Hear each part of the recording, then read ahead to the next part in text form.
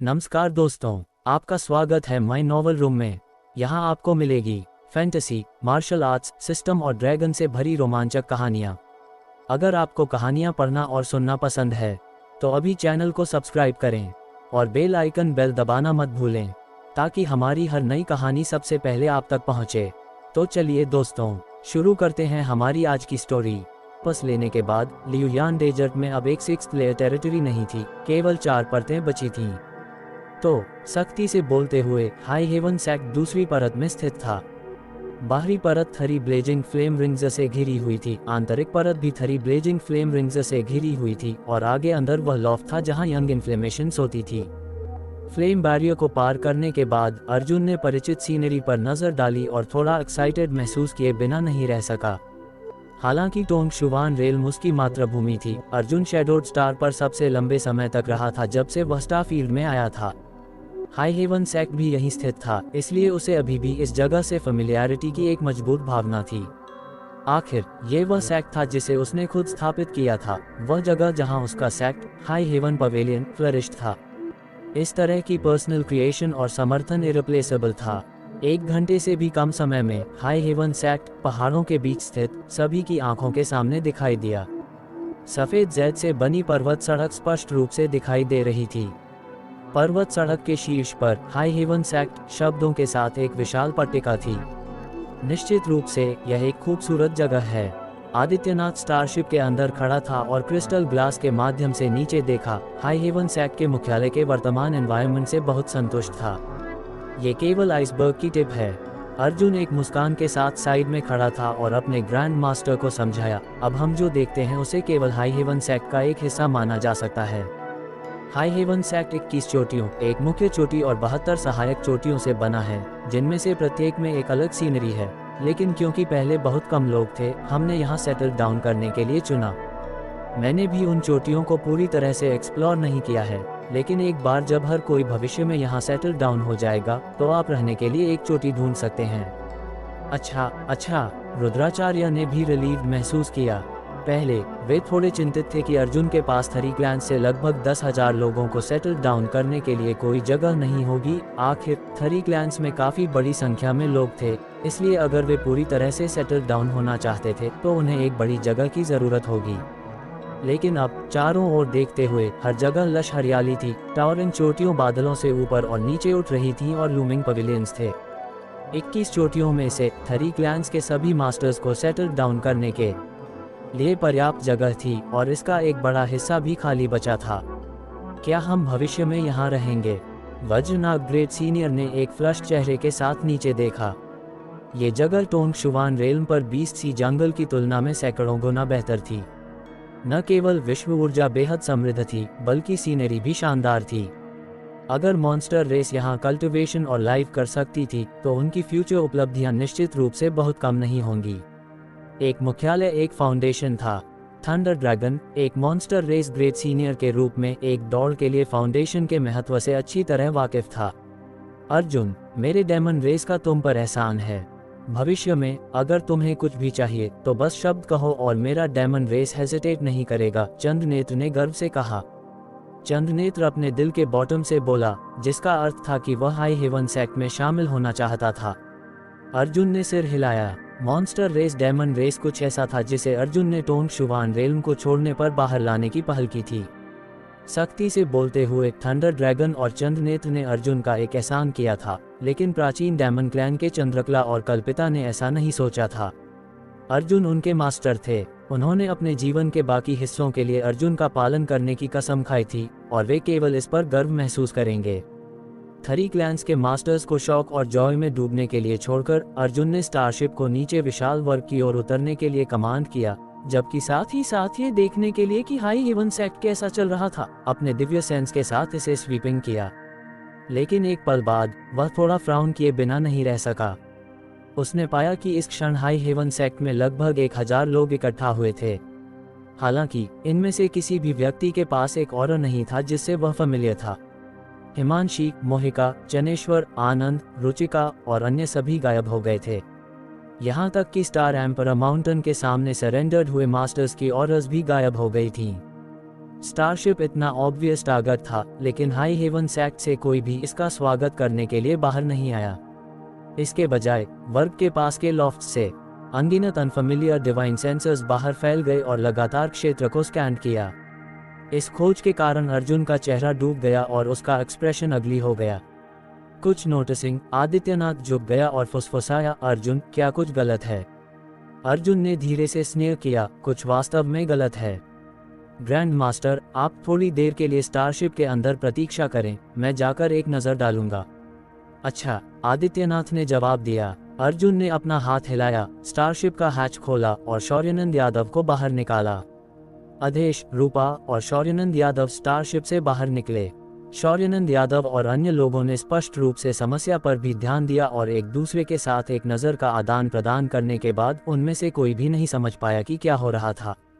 लेकिन जल्द ही शौर्यानंद यादव ने अपने सेंट क्यूई को सर्कुलेटेड किया और चिल्लाया, सेक्ट मास्टर सेक्ट में वापस आ गया है। एक लंबी हाउल बाहर निकल गई। ये हाउल हाई हेवन सेक्ट के सभी 21 चोटियों में फैल गई। फिर भी कोई भी उनका स्वागत करने के लिए नहीं आया। दूसरी ओर जिन डिवाइन सेंसर्स ने स्टारशिप की जांच की थी, वे टैंगल्ड हो गए थे और चुपचाप कम्युनिकेटिंग कर रहे थे। पूरे हाई हेवन सेक्ट में माहौल अचानक बेहद स्ट्रेंज हो गया। थोड़ी देर बाद वे डिवाइन विल्स डिस्पर्स्ड हो गए। वे किसी तरह की सहमति पर पहुंच गए थे। इस समय कुछ आंकड़े सभी दिशाओं में पवेलियन से बाहर उड़ गए। अर्जुन वर्ग पर खड़ा था, एक टावरिंग पहाड़ की तरह, एक ठंडी ऑरा बाहर निकाल रहा था क्योंकि वह चुपचाप इंतजार कर रहा था। शुआ शुआ शुआ सेलुएट्स एक के बाद एक नियरबाई लैंडेड हुए, धीरे धीरे एक बेहद भयानक फोर्स का गठन कर रहे थे। ये सभी लोग ओरिजिन रिटर्निंग रेल्म से ऊपर के मास्टर्स थे और यहाँ तक कि कुछ third order origin returning realm masters भी थे। हालांकि जब ये लोग अर्जुन को देखते थे तो उनकी ग्लांसेस सभी अवेसिव थे, जैसे कि उनके पास एक गिल्टी कॉन्शियंस था। अर्जुन की आंखों से बिल्कुल भी मिलने की हिम्मत नहीं थी। कभी कभी उनमें से कुछ उत्तेजक रूप से अर्जुन की ओर घूरते थे, जैसे कि वे एक दुश्मन को देख रहे थे। अर्जुन ने चारों ओर देखा और अपनी आंखों को एक सफेद बालों वाली बूढ़ी महिला पर फिक्स्ड कर दिया जो एक ड्रैगन हेडेड वॉकिंग स्टिक पकड़े हुए थी। इस बूढ़ी महिला के बगल में एक खूबसूरत युवा लड़की खड़ी थी जिसके पास first order origin returning realm cultivation था और शैडोड स्टार का एक राइजिंग स्टार था। जिस कारण से अर्जुन इस बूढ़ी महिला पर ध्यान दे रहा था वह इसलिए था क्योंकि उसने उसे पहचान लिया था। ये बूढ़ी महिला स्पष्ट रूप से माइरियर बीस्ट माउंटेन की देवयानी थी। ड्रैगन केव माउंटेन की लड़ाई के दौरान उसने ड्रैगन केव माउंटेन में गिरे हुए एम्परर जेड को छीनने के प्रयास में अंतिम क्षण में इंटरवेंशन किया था। अर्जुन का इस बूढ़ी महिला के प्रति कोई अच्छा इंप्रेशन नहीं था। हालांकि वह उस समय डेमन ब्लड टेम्पल के ग्रेट एल्डर जितेंद्रनाथ से हार नहीं गई थी, लेकिन उसके पास कोई अच्छा इरादा नहीं था। जहां तक उसके बगल में खूबसूरत युवा लड़की थी जिसकी खूबसूरत आंखों में एक श्रूर प्रकाश था, अर्जुन को उसका नाम याद था, वह परिणीता थी। वह देवयानी की ग्रैंडडॉटर थी। इस समय परिणीता क्यूरियस आंखों की एक जोड़ी के साथ अर्जुन को ऊपर और नीचे देख रही थी। उसके खूबसूरत चेहरे पर एक उत्सुक लुक फ्लैशिंग था, जैसे कि वह ये निर्धारित करने के लिए अर्जुन के साथ लड़ना चाहती थी कि कौन स्ट्रॉन्गर था और कौन वीकर था। अर्जुन को स्वाभाविक रूप से उसमें कोई दिलचस्पी नहीं थी। दूसरा पक्ष सिर्फ एक first order origin returning realm cultivator था, वह उसे एक उंगली से क्रश कर सकता था। चारों ओर देखते हुए अर्जुन ने कुछ फेमिलियर और अनफेमिलियर चेहरे देखे, जिनमें से ज्यादातर का वह नाम नहीं बता सकता था, लेकिन उनके रोब्स को देखते हुए वे सभी फर्स्ट क्लास सेक्ट्स या शैडोड स्टार पर महान ताकतों से थे। अर्जुन ने कलर्ड ग्लास सेक्ट के वर्तमान सेक्ट मास्टर नलिनी और छोटी पीढ़ी के शिष्य आराध्या को भी देखा। कलर्ड ग्लास सेक्ट के पिछले सेक्ट मास्टर आरवेश एम्परर गार्डन की खोज करते समय गिर गए थे और उनकी बेटी नलिनी द्वारा बदल दिया गया था। इन वर्षों में नलिनी भी एक third order origin returning realm master बन गई थी। दीक्षित यहाँ नहीं थी। अर्जुन ने फ्राउन किया, ये सोचकर कि यह खूबसूरत या अगली लड़की कहाँ गई थी। स्वाभाविक रूप से बोलते हुए वह कलर्ड ग्लास सेक्ट की एक शिष्य थी और उसे नलिनी के साथ होना चाहिए। कलर्ड ग्लास सेक्ट में अर्जुन का केवल दीक्षित का एक अच्छा इंप्रेशन था। आखिर उसने इस छोटी लड़की के साथ कई बार कोऑपरेशन किया था। वर्ग में साइलेंस था क्योंकि अर्जुन बस ठंडे ढंग से चारों ओर देखता था। उसके सामने ओरिजिन रिटर्निंग रेल्म कल्टिवेटर ने भी बोलने का कोई इरादा नहीं दिखाया। बहुत देर बाद अर्जुन मुस्कुराया, दिलचस्प, ये सेक्ट मास्टर सेक्ट में वापस आ गया है, लेकिन कोई भी एल्डर्स उसका स्वागत करने के लिए बाहर नहीं आया है। असुविधा के लिए खेद है। जहां तक इन लोगों के हाई हेवन सेक्ट में प्रकट होने का कारण था, अर्जुन एक या दो चीजों का अनुमान लगा सकता था। जब वह ब्लैक सी सिटी में था, अर्जुन ने प्रज्ञावती से सीखा कि हाई हेवन सेक्ट ने पिछले 2 सालों में बहुत कुछ किया था। उन्होंने न केवल ह्यूमन रेस एलीट्स को बचाने के लिए अक्सर मास्टर्स भेजे थे, बल्कि महान ऋषि हिमांशी के आदेशों के तहत उन्होंने फ्लीइंग कल्टिवेटर को स्वीकार करने के लिए हाई हेवन सेक्ट भी खोला था। ये लोग हाई हेवन सेक्ट में शरण लेने के लिए आए होंगे। आखिर ये शैडोड स्टार पर आखिरी प्योर लैंड थी, और थरी ब्लेजिंग फ्लेम रिंग्स के संरक्षण के साथ कोई फर्क नहीं पड़ता कि कॉप स्पिरिट रिलीजन कितना शक्तिशाली था, वे इन्वेजन नहीं कर सकते थे। कोई भी हिमांशी के एक्शंस की आलोचना नहीं कर सकता था, यहाँ तक कि अर्जुन भी नहीं। अगर वह उस समय हाई हेवन सेक्ट में होता तो वह भी ऐसा ही करता। फ्लिंग कल्टिवेटर के प्रति अर्जुन इतना कोल्ड हार्टेड नहीं था कि उन्हें लर्च में छोड़ दे। हालांकि वर्तमान स्थिति ने उसे बेहद एंग्री कर दिया। हालांकि अर्जुन को नहीं पता था कि हाई हेवन सेक्ट में क्या हो रहा था, या हिमांशी और अन्य क्यों प्रकट नहीं हुए थे। वह जानता था कि कुछ तरह का फिल्थी प्लॉट चल रहा था। दूसरी तरफ ओरिजिन रिटर्निंग रेल मास्टर्स ने एक दूसरे पर नजर डाली, इससे पहले कि वे अंत में माइरियर बीस्ट माउंटेन की देवयानी पर अपनी आंखें फोकस करते थे। देवयानी ने डिक्लाइन नहीं किया और अपने बूढ़े चेहरे पर एक तरह की मुस्कान के साथ आगे बढ़ी। सेक्ट मास्टर अर्जुन बहुत गंभीर हैं। अब जब दुनिया केओस में है, हाई हेवन सेक्ट हमारे ह्यूमन रेस के लिए सबसे इंडिस्ट्रक्टेबल हेवन बन गया है। ये हमारी दौड़ की आखिरी उम्मीद है, इसलिए यह अंडरस्टैंडेबल है कि हम आपका स्वागत करने के लिए आए हैं। हमारी ह्यूमन रेस। अर्जुन ने एक मुस्कान के साथ देवयानी को देखा। देवयानी के शब्दों के की पॉइंट को उत्सुकता से ग्रास्पिंग किया। सीनियर देवयानी का मतलब लगता है कि मेरा हाई हेवन सेक्ट अब ह्यूमन रेस का एक साझा टेरिटरी बन गया है। मुझे सेक्ट मास्टर को इसके बारे में कुछ भी कैसे नहीं पता चला। देवयानी का चेहरा स्टिफेंड हो गया। थोड़ी देर के लिए जवाब देना नहीं जानती थी। उसने अर्जुन के शब्दों को इतना शार्प होने की उम्मीद नहीं की थी। एक बली आदमी अचानक आगे बढ़ा और चिल्लाया, सेक्ट मास्टर अर्जुन, क्या ये है? हाई हेवन सेक्ट अपने प्राकृतिक स्ट्रॉन्ग होल्ड पर निर्भर करता है ताकि कॉप स्पिरिट रिलीजन की सेना को हमला करने से रोका जा सके, इसलिए ये ट्रेजर्ड लैंड स्वाभाविक रूप से हमारे ह्यूमन रेस के लिए आखिरी बैरियर बन गया है। अब जब कॉप स्पिरिट रेस बाहर तबाही मचा रहा है, तो कोई जगह सुरक्षित नहीं है। हाई हेवन सेक्ट को ह्यूमन रेस की सेवा करनी चाहिए और इस ट्रेजर्ड लैंड को साझा करना चाहिए। क्या सेक्ट मास्टर अर्जुन को लगता है कि इसमें कुछ गलत है? तुम हो? अर्जुन ने उसे स्क्विंटेड किया। बली आदमी ने ठंडे ढंग से स्नॉट किया। फ्लोटिंग मिस्ट पैलेस के पैलेस मास्टर प्रियदर्शिनी। अर्जुन ने हल्के से सिर हिलाया। उसने पहले प्रियदर्शिनी के बारे में सुना था। फ्लोटिंग मिस्ट पैलेस का सबसे मजबूत मास्टर, एक third order origin returning rail master जो राजेंद्र, देव और अन्य के साथ पर था। आखिर शैडोड स्टार पर फ्लोटिंग मिस्ट पैलेस की ताकत खराब नहीं थी। प्रियदर्शिनी ने जारी रखा, अगर मेरे फ्लोटिंग मिस्ट पैलेस को ऐसा ट्रेजर्ड लैंड मिल सकता था, तो हम स्वाभाविक रूप से हमारे ह्यूमन रेस के एलीट्स को स्वीकार करने के लिए हमारे दरवाजे खोलेंगे और हमारी ह्यूमन रेस की ताकत की निरंतरता में योगदान देंगे। सेक्ट मास्टर अर्जुन, आज सेक्ट में लौटने पर तुमने तुरंत कॉन्डेमनेशन की हवा डाल दी। क्या तुम हमें सभी को भगाना चाहते हो? जैसे ही यह बयान बाहर आया, कई लोगों का एक्सप्रेशन ड्रास्टिकली बदल गया क्योंकि उनके चेहरों पर एंग्शियस लुक्स दिखाई दिए। वे ग्रेट डिफिकल्टी के साथ हाई हेवन सेक्ट में भागने में कामयाब रहे थे, इसलिए अगर अर्जुन ने वास्तव में उन्हें बाहर निकाल दिया तो उनके अच्छे दिन खत्म हो जाएंगे। भविष्य में उन्हें शायद हर समय कॉप स्पिरिट रिलीजन की सेना के घेरे का सामना करना पड़ेगा। उस तरह के एनवायरनमेंट में कोई भी अपनी खुद की सुरक्षा की गारंटी नहीं दे सकता था। मैंने ऐसा कब कहा? अर्जुन ने धीरे से स्नीयर किया क्योंकि उसने अपनी आंखों को चारों ओर स्वीपिंग किया। तुम किस बात से डरते हो? हर कोई जो उसके गेज में कॉट था, उसने जल्दी से अपनी आंखें अवर्टेड कर लीं। जब इस महाराज को अपराध बोध हुआ, प्रियदर्शिनी का चेहरा बदसूरत हो गया और वह सख्त अंदाज में चिल्लाया।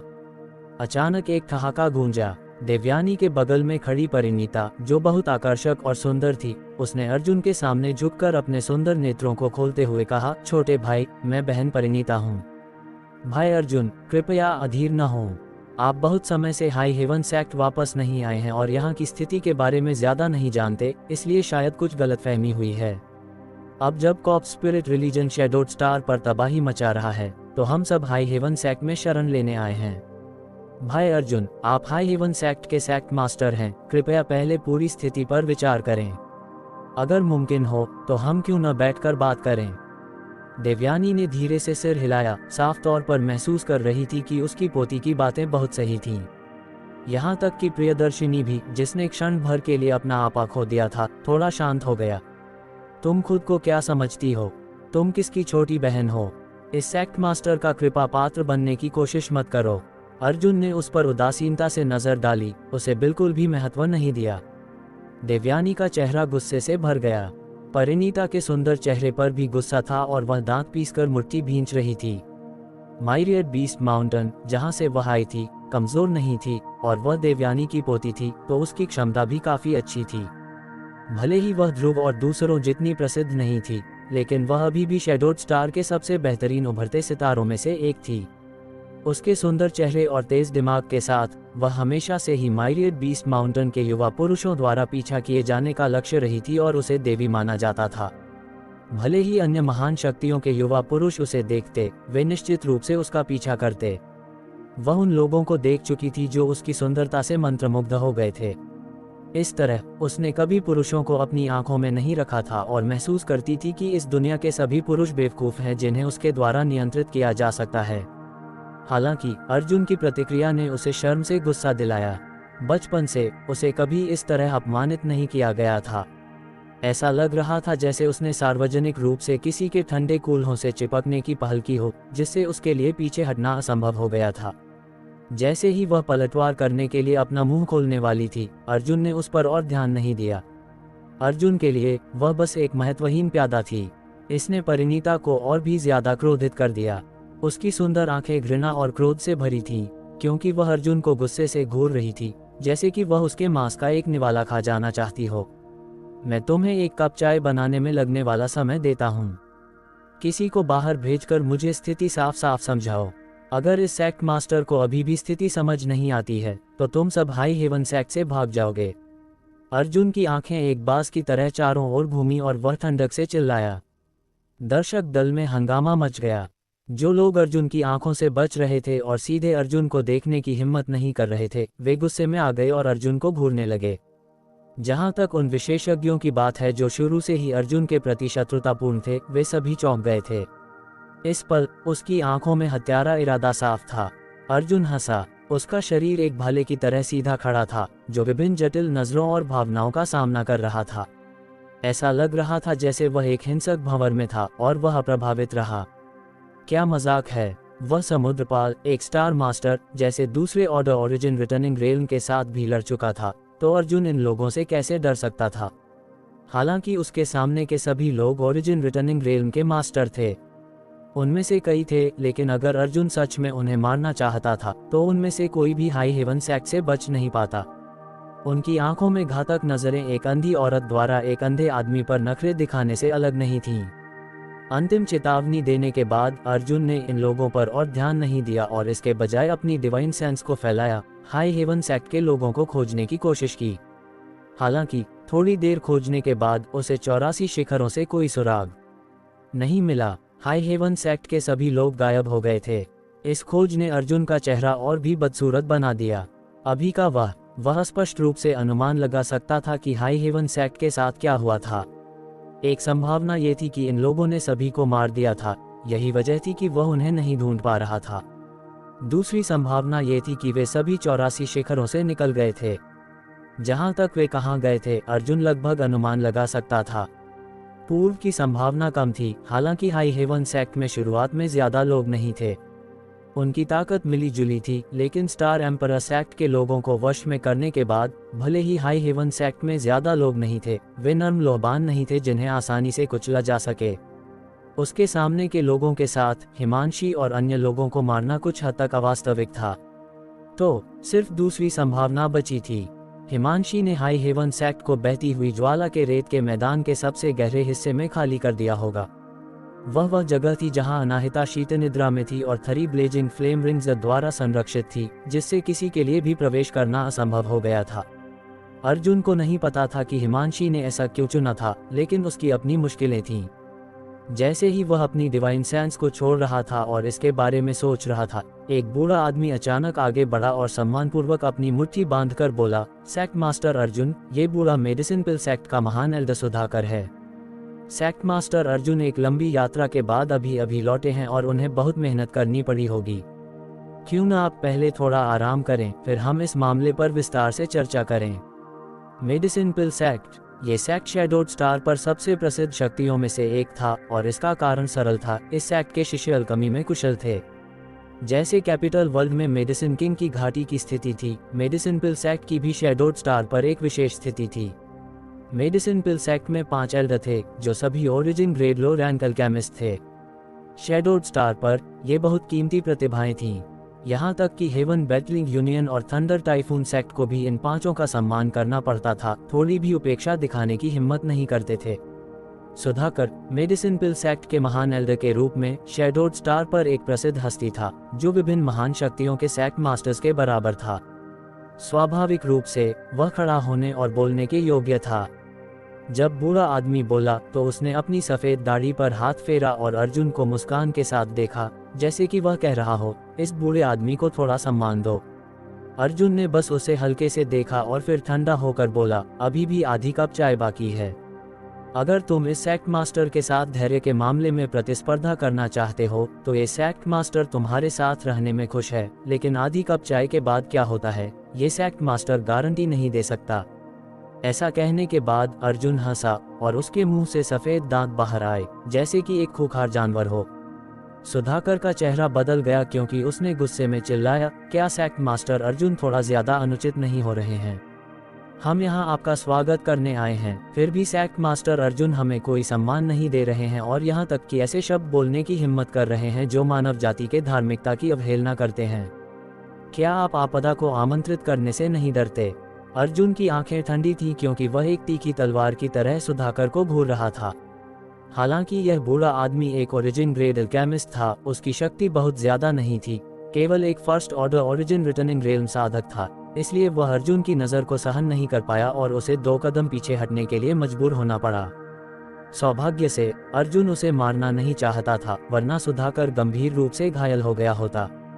साहसी प्रियदर्शिनी अचानक चिल्लाया, उसकी आंखों में एक हत्यारी रोशनी चमक रही थी। तुम्हारी हिम्मत कैसे हुई एल्डरली पर हमला करने की? लड़के, तुम अपने बड़ों का सम्मान नहीं करते। तुम एक महान सेक्ट के सेक्ट मास्टर हो, फिर भी तुम अपनी इच्छाओं पर काम करते हो। ठीक है, ये बूढ़ा मास्टर तुम्हें एक सबक सिखाएगा ताकि तुम भविष्य में सही तरह से व्यवहार करना जानो। प्रियदर्शिनी चिल्लाया और उसने अपना सेंट क्यूई धकेला। उसका सेंट क्यूई अग्नि एट्रीब्यूट का था, इसलिए इसे फैलाने के बाद उसका पूरा शरीर जलने लगा, जिससे वह एक भयानक गति वाले आग के गोले जैसा दिखने लगा।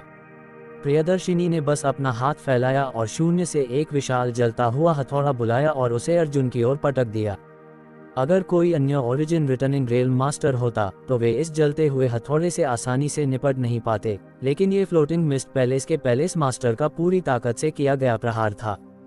यहाँ तक कि शौर्यानंद यादव, अधेश और रूपा, जो अर्जुन के पीछे चुपचाप खड़े थे, ने भी गंभीर भाव दिखाए। शौर्यानंद यादव ने तो यहाँ तक कि एक कदम आगे बढ़कर कार्रवाई करने की तैयारी की। अर्जुन ने अपना हाथ फैलाकर उसे रोका और हंसते हुए बोला, अच्छा अच्छा अच्छा, कोई तो आखिरकार कार्रवाई करने से खुद को रोक नहीं सका। चूंकि तुम मौत को आमंत्रित कर रहे हो तो इस सेक्ट मास्टर को दोष मत देना। जैसे ही ये शब्द गिरे, अर्जुन उछला और अपने चेहरे पर एक भयंकर नज़र के साथ जलते हुए हथौड़े का सामना किया। हाई हेवन सेक्ट में उम्मीदों से भरा लौटा अर्जुन को अचानक पता चला कि जिस सेक्ट की स्थापना के लिए उसने इतनी मेहनत की थी, उस पर पूरी तरह से अनजान लोगों के एक समूह का कब्जा हो गया था। उसके शिष्य और दोस्त सब चले गए थे। अर्जुन बहुत पहले से ही परेशान था।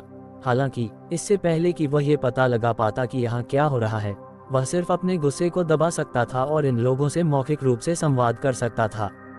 हालांकि यह असंभावित था, लेकिन क्या हुआ अगर कोई गलतफहमी हो गई? हालांकि अर्जुन ने कभी कल्पना नहीं की थी कि उसकी भलाई को कमजोरी माना जाएगा और कोई इतना मूर्ख होगा कि अपनी जान खतरे में डाल देगा। अर्जुन का गुस्सा पूरी तरह से फूट पड़ा। मौत को आमंत्रित कर रहा है। प्रियदर्शिनी हंसा। अर्जुन को अपनी नंगी हथेलियों से उसके मारक प्रहार का सामना करते देखकर प्रियदर्शिनी ने न सिर्फ अपनी ताकत को नहीं रोका बल्कि अपने सेंट क्यूई के उत्पादन को भी बढ़ा दिया। एक पल में जलता हुआ हथौड़ा फिर से फैल गया और इसकी शक्ति और भी ज्यादा तीव्र हो गई। गिनती में लोगों की पलकें झपक गईं क्योंकि वे अर्जुन को घूर रहे थे जो विशाल हथौड़े से मिलने वाला था। उनके दिमाग में कई अलग अलग विचार चल रहे थे। लगभग छोटा सा आंकड़ा और विशाल जलता हुआ हथौड़ा अंत में टकराया और अगले ही पल प्रियदर्शिनी का चेहरा बहुत बदल गया क्योंकि उसे अनैच्छिक रूप से पीछे की ओर भेजा गया था, जैसे कि उसे एक भारी प्रहार लगा हो। हवाला: एक third order origin returning rail master की शुद्ध सेंट क्यूई और सीक्रेट तकनीक से संघनित विशाल हथौड़ा वास्तव में हवा के बीच में ढह गया, जो अनगिनत टुकड़ों में बदल गया जो चारों दिशाओं में बिखर गए। अर्जुन का आंकड़ा बाहर निकल आया, उसका हत्यारा इरादा और गुस्सा रोशनी की एक धारा में संघनित हो गया क्योंकि वह प्रियदर्शिनी की ओर भागा। प्रियदर्शिनी की अविश्वसनीय नजर के तहत अर्जुन ने अपनी मुट्ठी को घुमाया और उसे नीचे पटक दिया। प्रियदर्शिनी की प्रतिक्रिया बहुत तेज थी। ऐसी मुट्ठी का सामना करते हुए उसने अपने शरीर के चारों ओर एक सुरक्षात्मक बाधा बनाने के लिए अपने सेंट क्यूई को हताश होकर धकेला, जबकि उसी समय बचने की कोशिश में अपने शिर को फैलाया। हालांकि जैसे ही उसका शिर उसके शरीर से निकला, वह टूट गया जैसे कि उसे अपने प्राकृतिक दुश्मन का सामना करना पड़ा हो, जिससे उसका शरीर एक जगह पर तय हो गया और आसपास की हवा जम गई, जिससे उसके लिए हिलना असंभव हो गया। अर्जुन की मुट्ठी उसकी आंखों के सामने तेजी से फैल गई। कोई सेंट क्यूई उतार चढ़ाव नहीं था, लेकिन यह मुट्ठी मौत की आभा से भरी हुई थी। इस मुट्ठी के आने से पहले ही प्रियदर्शिनी ने महसूस किया कि उसकी सेंट क्यूई बाधा टूटने लगी है और उसके चेहरे में दर्द होने लगा है। नहीं, प्रियदर्शिनी डर से चिल्लाया। इस पल उसके पास अब एक टेम्पल मास्टर का सुंदर आचरण नहीं था। उसका चेहरा पीला था और उसकी आंखें डर से भरी थीं क्योंकि वह हताश होकर जीवित रहने की कोशिश कर रहा था। होंग! अर्जुन ने उसके चेहरे पर मुक्का मारा। उनको जो कमजोर नहीं थे, लगभग डर के मारे उछल ही पड़े थे। जो उन्हें दिख रहा था, अर्जुन के एक मुक्के ने प्रियदर्शिनी का सिर सीधे टुकड़े टुकड़े कर दिया था। वे प्रियदर्शिनी का सिर चकनाचूर होने की पूरी प्रक्रिया को स्पष्ट रूप से देख सकते थे, एक ऐसा दृश्य जो धीमी गति स्लो मोशन में अनगिनत बार चलाया गया था। सब लोग भय के मारे शांत रहे और अर्जुन को एक अलग ही नज़र से घूर रहे थे। जो ओरिजिन रिटर्निंग रेल के मास्टर्स अर्जुन को नीची नज़र से देख रहे थे, वे अब डर से भरे हुए थे। वे प्रियदर्शिनी की शक्ति और क्षमता से अच्छी तरह वाकिफ थे। उपस्थित सभी ओरिजिन रिटर्निंग रेल के मास्टरों में से प्रियदर्शिनी निश्चित रूप से शीर्ष 3 में स्थान पा सकती थी। फिर भी ऐसे शक्तिशाली मास्टर का सिर अर्जुन के एक मुक्के से उड़ गया और वह पूरी तरह से मर चुका था। इस पूरी प्रक्रिया के दौरान अर्जुन ने अपनी सेंट क्यूई का उपयोग करने का कोई संकेत नहीं दिखाया। ऐसा लगा जैसे उसने यह उपलब्धि केवल अपनी शारीरिक शक्ति और मुट्ठी की ताकत पर हासिल की थी। कोई भी इतना मूर्ख नहीं था कि यह सोचे कि प्रियदर्शिनी ने अपने दुश्मन को कम आंका था या किसी तरह ऐसे परिणाम का कारण बना था। प्रियदर्शिनी फ्लोटिंग मिस्ट पैलेस का पैलेस मास्टर और एक third order origin returning rail का साधक था, जिसने अपने जीवन भर अनगिनत लड़ाइयाँ लड़ी थीं।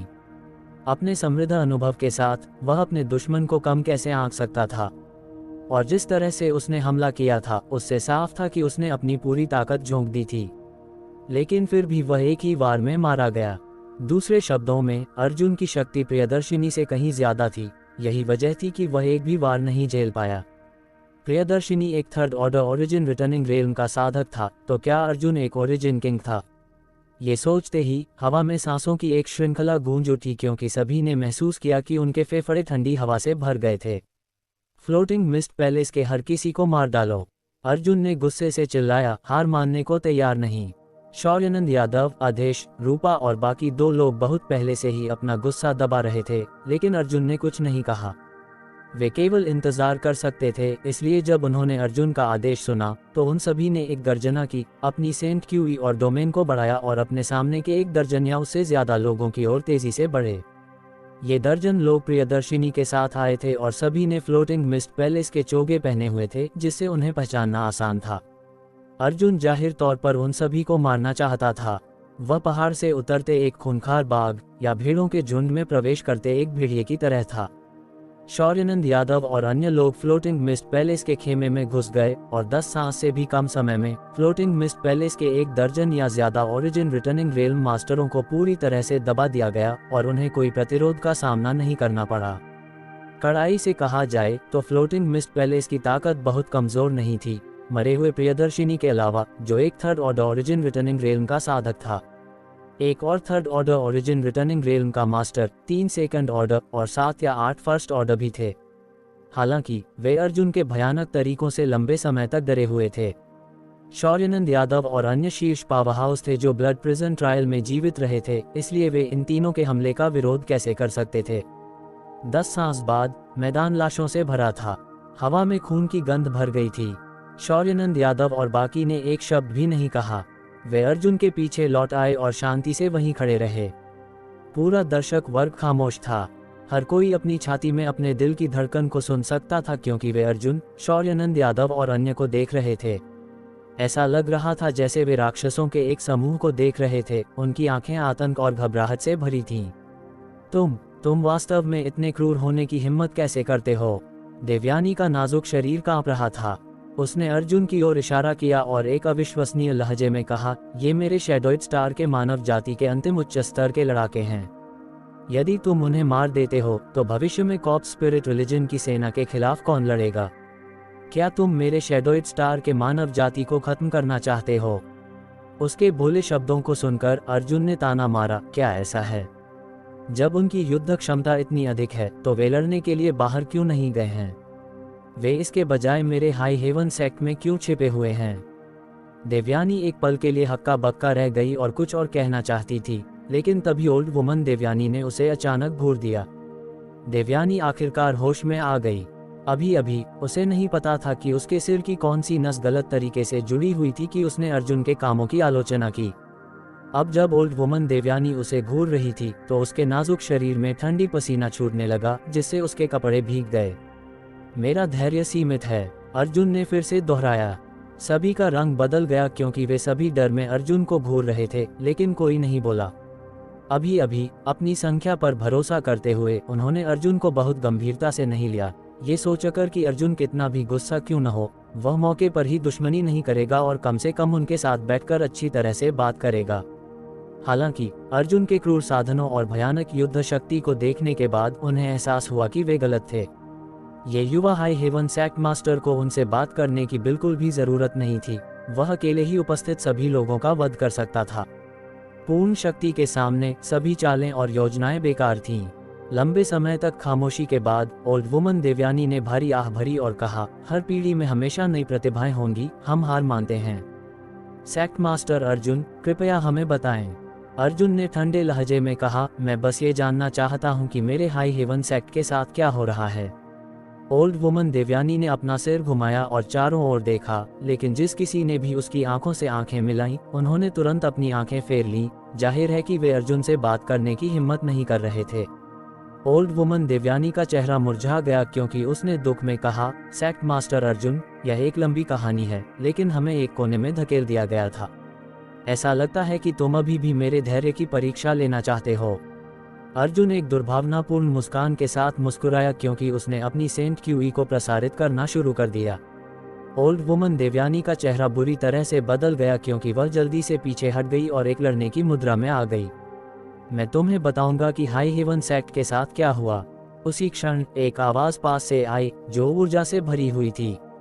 अर्जुन को यह आवाज जानी पहचानी लगी और उसने अपना सिर घुमाया तो देखा कि एक पुराना व्यक्ति, जिसका चेहरा कोयले की तरह काला था, चल रहा था। पुराने व्यक्ति के बगल में एक 40 साल का आदमी उसके पीछे चल रहा था। जब वे मैदान में पहुंचे तो उस आदमी ने जमीन पर पड़ी लाशों को देखा और सदमे में चिल्लाया। ये ट्रेजर ट्रोव पवेलियन के संजीत और उनका शिष्य था।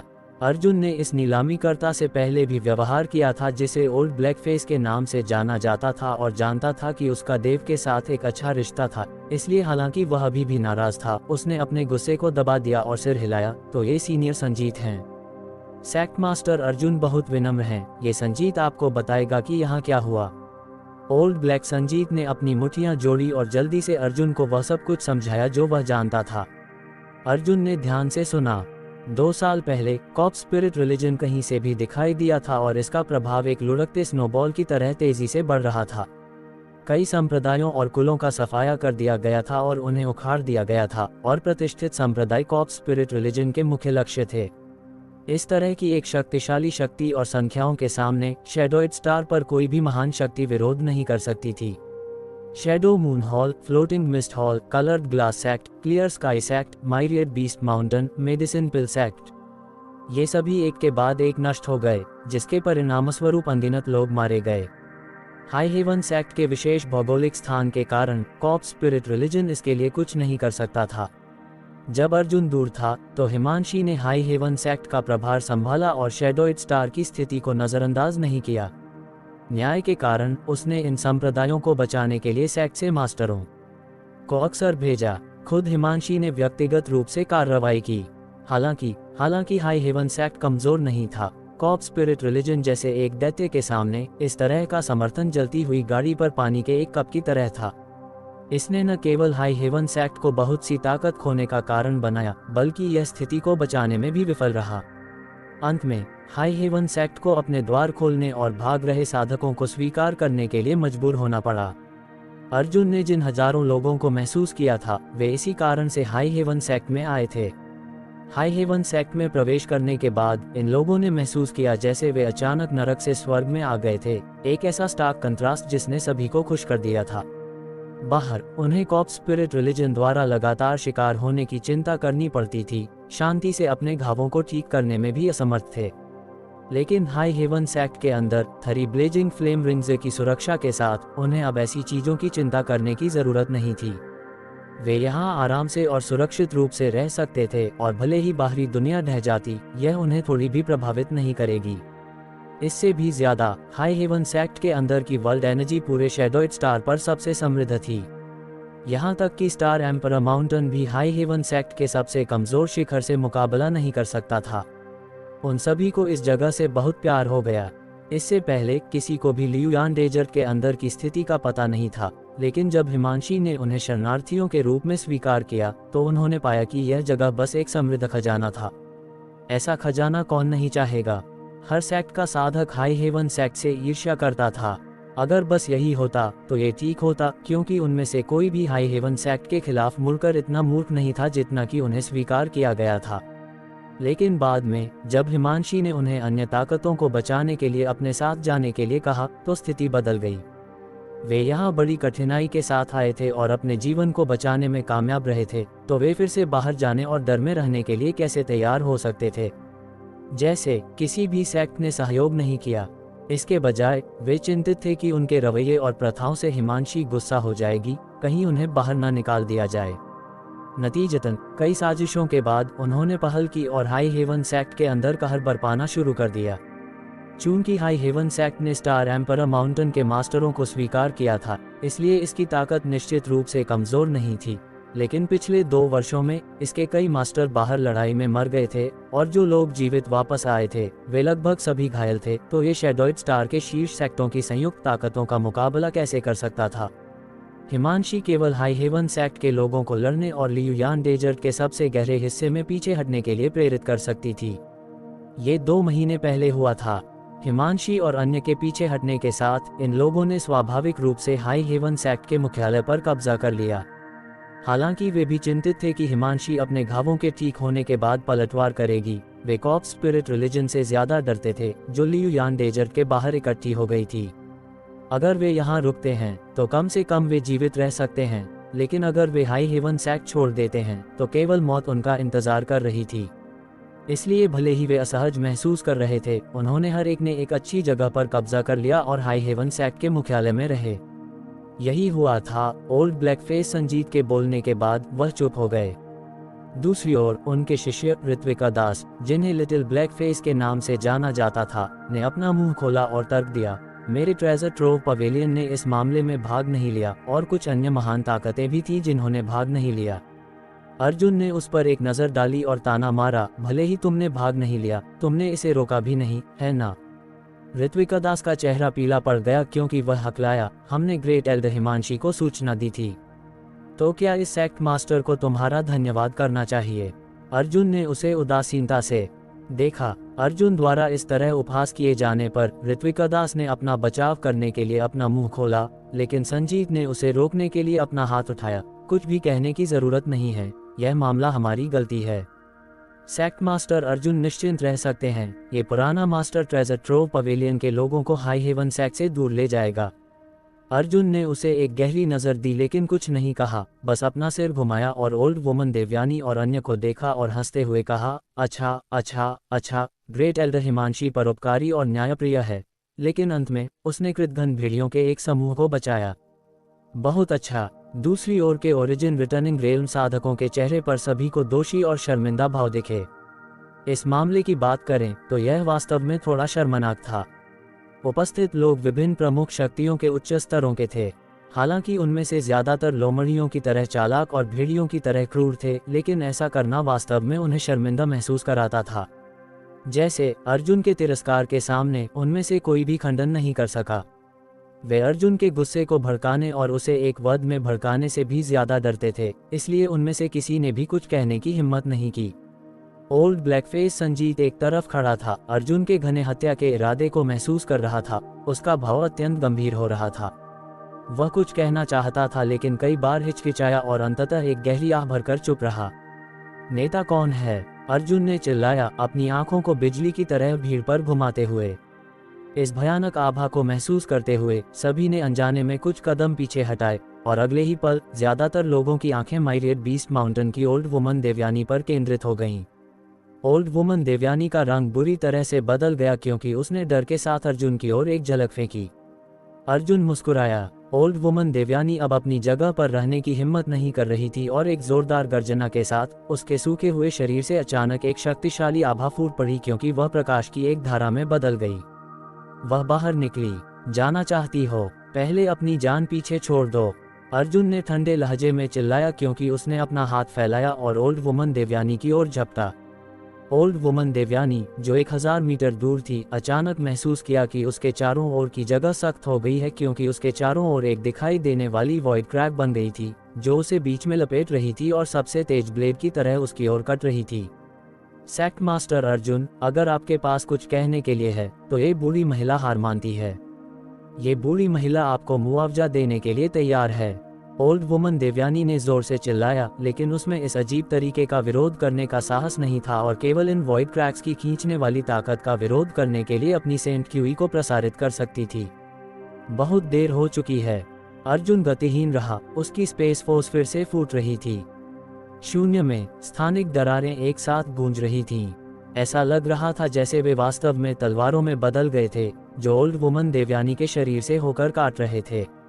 अगले ही पल माइरियड बीस्ट माउंटेन के इस third order origin returning realm के मास्टर की आभा गायब हो गई और उसका शरीर फट गया। अधिकांश लाशें अंतहीन शून्य में बैनिश्ड कर दी गई थीं। वह आकाश से गिर गया। वह मांस के एक पूल में चूर हो गया था। अर्जुन ने 10,000 बीस्ट माउंटेन के दूसरे लोगों को देखा। माइरियड बीस्ट माउंटेन के उच्च स्तरों का चेहरा जो ओल्ड वुमन देवयानी के पीछे आए थे अचानक पीला पड़ गया। कुछ लोग जमीन पर घुटने टेककर बुरी तरह से रोए।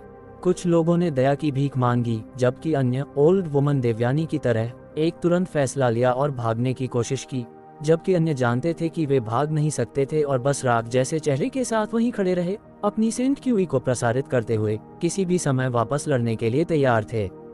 देवयानी और भी ज्यादा हक्की बक्की थी। उसका सुंदर चेहरा सदमे से भरा हुआ था, जैसे कि वह अभी भी अपने सदमे से उबर नहीं पाई थी। शौर्यानंद यादव और बाकी लोग फिर से बाहर निकले, लेकिन इस बार अर्जुन के आदेश के बिना। वे जानते थे कि क्या करना है। 10 सांस बाद माइरियड बीस्ट माउंटेन के सभी उच्च स्तरों का सफाया हो गया। केवल देवयानी ही जगह पर खामोश खड़ी रही। उसके चारों ओर खून और उसके मार्शल अंकल और मार्शल अंकलों की दुखद मौतें आखिरकार देवयानी को होश में लाईं। उसका नाजुक शरीर कांप रहा था क्योंकि उसके विचार अराजक हो गए थे और उसने एक अप्रत्याशित कदम उठाया, सीधे अर्जुन की ओर दौड़ी और चिल्लाई, मैं तुम्हें मार डालूंगी। अर्जुन ने बस उसे खाली देखा, उसे रोकने का कोई इरादा नहीं दिखाया। रूपा, जो उसके पीछे खड़ी थी, ने एक कदम आगे बढ़ाया और धीरे से अपना हाथ लहराया, अपनी उंगलियों से प्रकाश की एक धारा भेजी। देवयानी की खूबसूरत आंखें एक पल में चौड़ी हो गईं और जब वह अर्जुन से 5 मीटर के भीतर पहुंची तो वह अचानक जमीन पर गिर गई। उसकी पतली सफेद गर्दन से खून बह रहा था। इस बिंदु पर माइरियड बीस्ट माउंटेन के सभी सदस्य मर चुके थे और इस सेक्ट को पूरी तरह से शैडोइड स्टार से मिटा दिया गया था। तुम मुझे मार नहीं सकते। भीड़ में से एक घबराई हुई चीख अचानक गूंज उठी। ये बूढ़ा मास्टर शैडोइड स्टार पर शीर्ष एल्केमिस्ट है और उसने मानव जाति के लिए बहुत योगदान दिया है। तुम मुझे मार नहीं सकते हो। अर्जुन ने आवाज के स्रोत की ओर देखा और पाया कि बोलने वाला वास्तव में मेडिसिन पिल सेक्ट का ग्रेट एल्डर राजेश था। उसका चेहरा पीला था और अर्जुन के खूनी तरीकों को देखने के बाद वह रहने से खुद को नहीं रोक पाया। ऐसा लगता है कि तुम्हारा मेडिसिन पिल सेक्ट भी इसमें शामिल है। अर्जुन ने अपनी आंखें सिकुड़ी। उसकी आकृति थोड़ी सी झिलमिला गई क्योंकि वह सीधे राजेश के सामने आया और उसकी ओर अपना हाथ बढ़ाया। हालांकि राजेश मेडिसिन पिल सेक्ट का ग्रेट एल्डर था, लेकिन अंत में वह केवल एक first order origin returning realm का साधक था। वर्षों के अल्केमी ने उसे मार्शल दाव के प्रति समर्पित करने के लिए कोई अतिरिक्त ऊर्जा नहीं छोड़ी, इसलिए उसकी खेती उच्च नहीं थी और उसके पास ज्यादा युद्ध का अनुभव नहीं था। जब अर्जुन ने अपनी हथेली बाहर भेजी तो राजेश ने भागने का कोई इरादा नहीं दिखाया और इसके बजाय बस चिल्लाया, तुम मुझे मार नहीं सकते। अर्जुन ने उस पर कोई ध्यान नहीं दिया और बस उसका सिर टुकड़े टुकड़े कर दिया। रुको, एक देर से आई हुई चीख गूंज उठी और ये तब तक नहीं था जब तक राजेश का सिर फट नहीं गया कि यह आवाज अर्जुन के कानों तक पहुंची। अपना सिर घुमाते हुए अर्जुन ने मेडिसिन पिल सेक्ट के अन्य एल्डरों को उसे घूरते हुए देखा। जैसे ही वे इन ठंडी आंखों से मिले, मेडिसिन पिल सेक्ट के एल्डरों ने महसूस किया जैसे वे एक बर्फीले तहखाने में गिर गए थे और कांपने से खुद को नहीं रोक पाए। उनका नेतृत्व करने वाला मेडिसिन पिल सेक्ट का एक और एल्डर था। वह वही था जिसने अभी अभी चिल्लाया था। अर्जुन को उसे घूरते हुए देखकर इस एल्डर ने अपने दांतों को भींच लिया और एक कांपती हुई आवाज में कहा, सेक्ट मास्टर अर्जुन, हम हाई हेवन सेक्ट के सामने झुकने को तैयार हैं, कृपया हमारे जीवन को बख्श दें। जैसे ही यह बयान सामने आया, सभी को हिलने से खुद को नहीं रोक पाए। हालांकि मेडिसिन पिल सेक्ट में ज्यादा लोग नहीं थे, लेकिन ये हमेशा एक गर्वित और अलग थलग सेक्ट रहा था। जब हेवन बैटलिंग यूनियन और थंडर टाइफून सेक्ट अपने चरम पर थे, तो ऐसा नहीं था कि उनके पास मेडिसिन पिल सेक्ट को हड़पने और उसके अल्केमिस्टों को उनके लिए काम करने के लिए मजबूर करने के बारे में विचार नहीं थे, लेकिन मेडिसिन पिल सेक्ट ने समझौता करने से इनकार कर दिया। इसलिए भले ही हेवन बैटलिंग यूनियन और थंडर टाइफून सेक्ट उनसे ईर्ष्या करते थे, वे इसके बारे में कुछ नहीं कर सकते थे। हर साल वे केवल मेडिसिन पिल सेक्ट के साथ सहयोग कर सकते थे और उन्हें गोलियों को परिष्कृत करने के लिए बड़ी संख्या में सामग्री प्रदान कर सकते थे। लेकिन आज मेडिसिन पिल सेक्ट के एल्डर वास्तव में हाई हेवन सेक्ट के सामने झुकने के लिए तैयार थे। हालांकि ग्रेट एल्डर राजेश मर गया था, मेडिसिन पिल सेक्ट में अभी भी 4 ओरिजिन ग्रेड लो रैंक अल्केमिस्ट थे। 1 दर्जन से ज्यादा सेंट किंग ग्रेड अल्केमिस्ट भी थे। ये निश्चित रूप से एक ताकत थी जो किसी की भी आंखों को ईर्ष्या से लाल कर देगी। कोई भी महान शक्ति जो इस शक्ति को नियंत्रित करती थी, वह निकट भविष्य में अपनी समग्र शक्ति को बहुत बढ़ा पाएगी।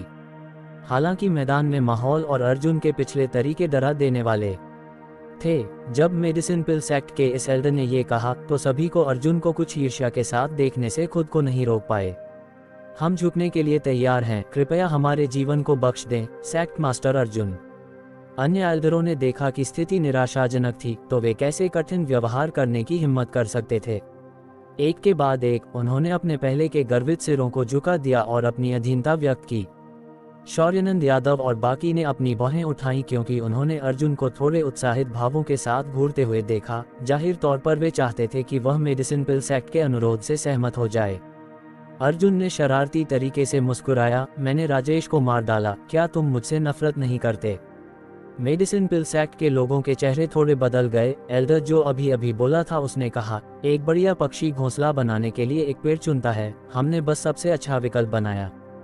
हाँ, अर्जुन हल्के से हंसा, इससे पहले कि उसका चेहरा डूब गया और उसने अपना हाथ लहराया, उन्हें मार डालो। मेडिसिन पिल सेक्ट के सभी लोग चौंक गए, यहाँ तक कि शौर्यानंद यादव और बाकी लोग भी हक्के बक्के थे। उनमें से किसी ने भी अर्जुन को ऐसा क्रूर आदेश देने की उम्मीद नहीं की थी। हालांकि उनमें से किसी ने भी हिचकिचाया नहीं और एक पल के मोह के बाद एक बाहर निकले। मेडिसिन पिल सेक्ट के एल्डर ने चिल्लाया, सेक्ट मास्टर अर्जुन, ये बूढ़ा मास्टर और अन्य सभी ओरिजिन ग्रेड अल्केमिस्ट हैं, तुम। इससे पहले कि वह बोलना खत्म कर पाता, वह आदेश की हथेली से मारा गया। मेडिसिन पिल सेक्ट के लोगों में ज्यादा युद्ध की ताकत नहीं थी, इसलिए शौर्यानंद यादव और बाकी लोगों को उन्हें अंडरवर्ल्ड में भेजने के लिए बहुत ज्यादा प्रयास करने की जरूरत नहीं थी। हालांकि सभी के चेहरे पर अफसोस का भाव था। जिन लोगों को उन्होंने मारा था वे सभी अल्केमिस्ट थे जो सेंट किंग ग्रेड से ऊपर स्पिरिट पिल्स को परिष्कृत करने में सक्षम थे। अतीत में वे ऐसी अस्तित्व थे जिन्हें किसी भी महान शक्ति ने कभी भी आमंत्रित करने में सक्षम नहीं था, लेकिन अब वे सभी हाई हेवन सेक्ट के मैदान में पड़े लाश बन गए थे। उनके शरीर धीरे धीरे ठंडे हो रहे थे। अर्जुन दूसरी ओर परवाह नहीं करता था। अगर यह कोई और होता तो वे शायद वास्तव में इन लोगों को जीवित छोड़ देते। आखिर ओरिजिन ग्रेड अल्केमिस्टों को खोजना आसान नहीं था, खासकर शैडोइड स्टार पर। सेंट किंग ग्रेड से ऊपर का हर अल्केमिस्ट अत्यंत कीमती था। हालांकि अर्जुन खुद एक ओरिजिन किंग ग्रेड अल्केमिस्ट था और अल्केमी में उसकी छोटी सीनियर बहन की उपलब्धियां भी उससे ज्यादा थीं, तो वह कुछ तुच्छ ओरिजिन ग्रेड लो रैंक अल्केमिस्टों की परवाह कैसे कर सकता था। उन्हें परिष्कृत करने के लिए कीमती जड़ी बूटियां देना अर्जुन अभी भी थोड़ा असहज था, इसलिए उसने बस उन्हें मारने और सामग्री को बर्बाद करने की परेशानी को बचाने का फैसला किया। दो दोषियों माइरियड बीस्ट माउंटेन और मेडिसिन पिल सेक्ट से निपटने के बाद अर्जुन के दिल में गुस्सा और हत्या का इरादा आखिरकार कम हो गया। सभी के चौंकने और चिंतित निगाहों के तहत अर्जुन ने सांस छोड़ी और घोषणा की, तुम्हारे पास अब दो विकल्प हैं, समर्पण करो या मरो। यहाँ के सभी लोग ओरिजिन रिटर्निंग रेल्म के मास्टर्स थे, इसलिए वे कमजोर नहीं थे। अर्जुन में वास्तव में उन सभी को मारने की क्षमता थी, लेकिन अपेक्षाकृत अर्जुन उन्हें वश में करने के लिए ज्यादा इच्छुक था। कॉप स्पिरिट रिलीजन वर्तमान में शैडोइड स्टार पर कहर बरपा रहा था और हाई हेवन सेक्ट को भारी नुकसान हुआ था, इसलिए अब उसमें शक्तिशाली ठगों की कमी थी। उसके सामने के लोग सबसे अच्छा विकल्प थे। लिटिल ब्लैक फेस ऋत्विका दास ने भी कहा था कि कई महान ताकतों ने हिमांशी और अन्य को समर्पण करने के लिए मजबूर करने में भाग नहीं लिया था, जबकि अन्य बस प्रवाह के साथ गए थे। जैसे मुख्य दोषियों को मारने के बाद अर्जुन आगे की जांच करने वाला नहीं था। शायद माइरियड बीस्ट माउंटेन और मेडिसिन पिल सेक्ट का खून इन लोगों को जगाने के लिए काफी होगा। जैसे ही ये शब्द बाहर आए, मैदान शांत हो गया। सभी ने एक दूसरे को देखा, लेकिन जिस घबराहट को उन्होंने अभी अभी महसूस किया था, उसकी तुलना में उनके भाव आखिरकार बहुत शांत हो गए थे। वे वास्तव में डर गए थे कि अर्जुन का हत्या का इरादा बढ़ जाएगा और वह उन सभी का सफाया कर देगा। उसने अभी अभी जो साधन दिखाए थे और शौर्यानंद यादव और अन्य की ताकत के साथ कोई भी विरोध नहीं कर सकता था। कोई भी अर्जुन के अत्याचारी फैसले पर सवाल उठाने के लिए इतना मूर्ख नहीं था। उसके पिछले जबरदस्त तरीकों की तुलना में ये तथ्य कि वह ऐसा विकल्प बनाने के लिए तैयार था, पहले से ही परोपकार का एक शो था। कई लोगों ने महसूस किया जैसे उन्हें माफी दी गई थी, इसलिए एक पल की खामोशी के बाद कोई अर्जुन के पास गया। ये व्यक्ति 40 या 50 की उम्र का एक आदमी था और उसके पास आने के बाद उसने एक गरिमापूर्ण भाव के साथ अपनी मुट्ठियां जोड़ी। यह एक्सट्रीम पाथ सेक्ट का सेक्ट मास्टर वांग ताइजेन है। मैं हाई हेवन सेक्ट के सामने झुकने के लिए तैयार हूं और भविष्य में सेक्ट मास्टर अर्जुन के आदेशों का पालन करूंगा। मेरा flame shield union sect master Arjun के नेतृत्व का पालन करने के लिए तैयार है, भले ही यह खंजरों का पहाड़ हो या आग का सागर, हम इनकार नहीं करेंगे। बाउंडलेस पवेलियन तैयार है। तुरंत 1 दर्जन से ज्यादा बड़े और छोटे सेक्टों ने अपने इरादे व्यक्त किए और अर्जुन को सलाम करने के लिए आगे बढ़े। अर्जुन बस अपनी जगह पर खड़ा रहा। उसका रवैया न तो ठंडा था और न ही गर्म, कुछ हद तक अटपटा लग रहा था।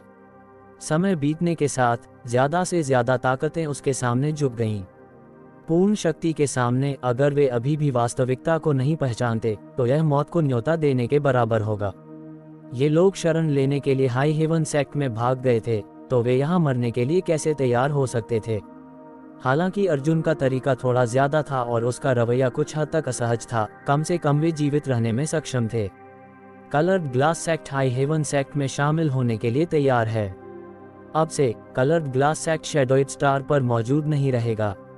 मुझे उम्मीद है कि सेक्ट मास्टर अर्जुन परोपकारी हो सकते हैं और हमें स्वीकार कर सकते हैं। एक खूबसूरत महिला अर्जुन के पास गई और ईमानदारी से कहा।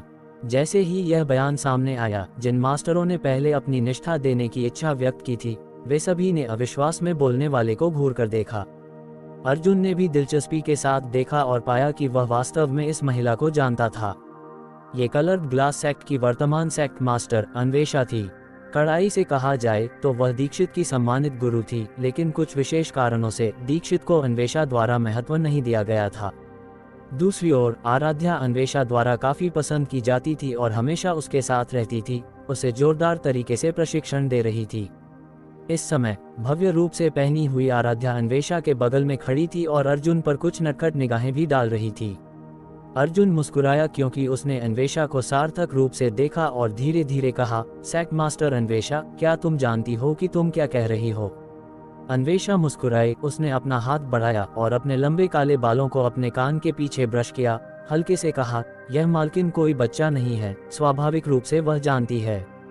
सेक्ट मास्टर अर्जुन को चिंता करने की जरूरत नहीं है, यह मालकिन अपने शब्दों की जिम्मेदारी लेगी। अधीनता और शामिल होना पूरी तरह से अलग अर्थ थे।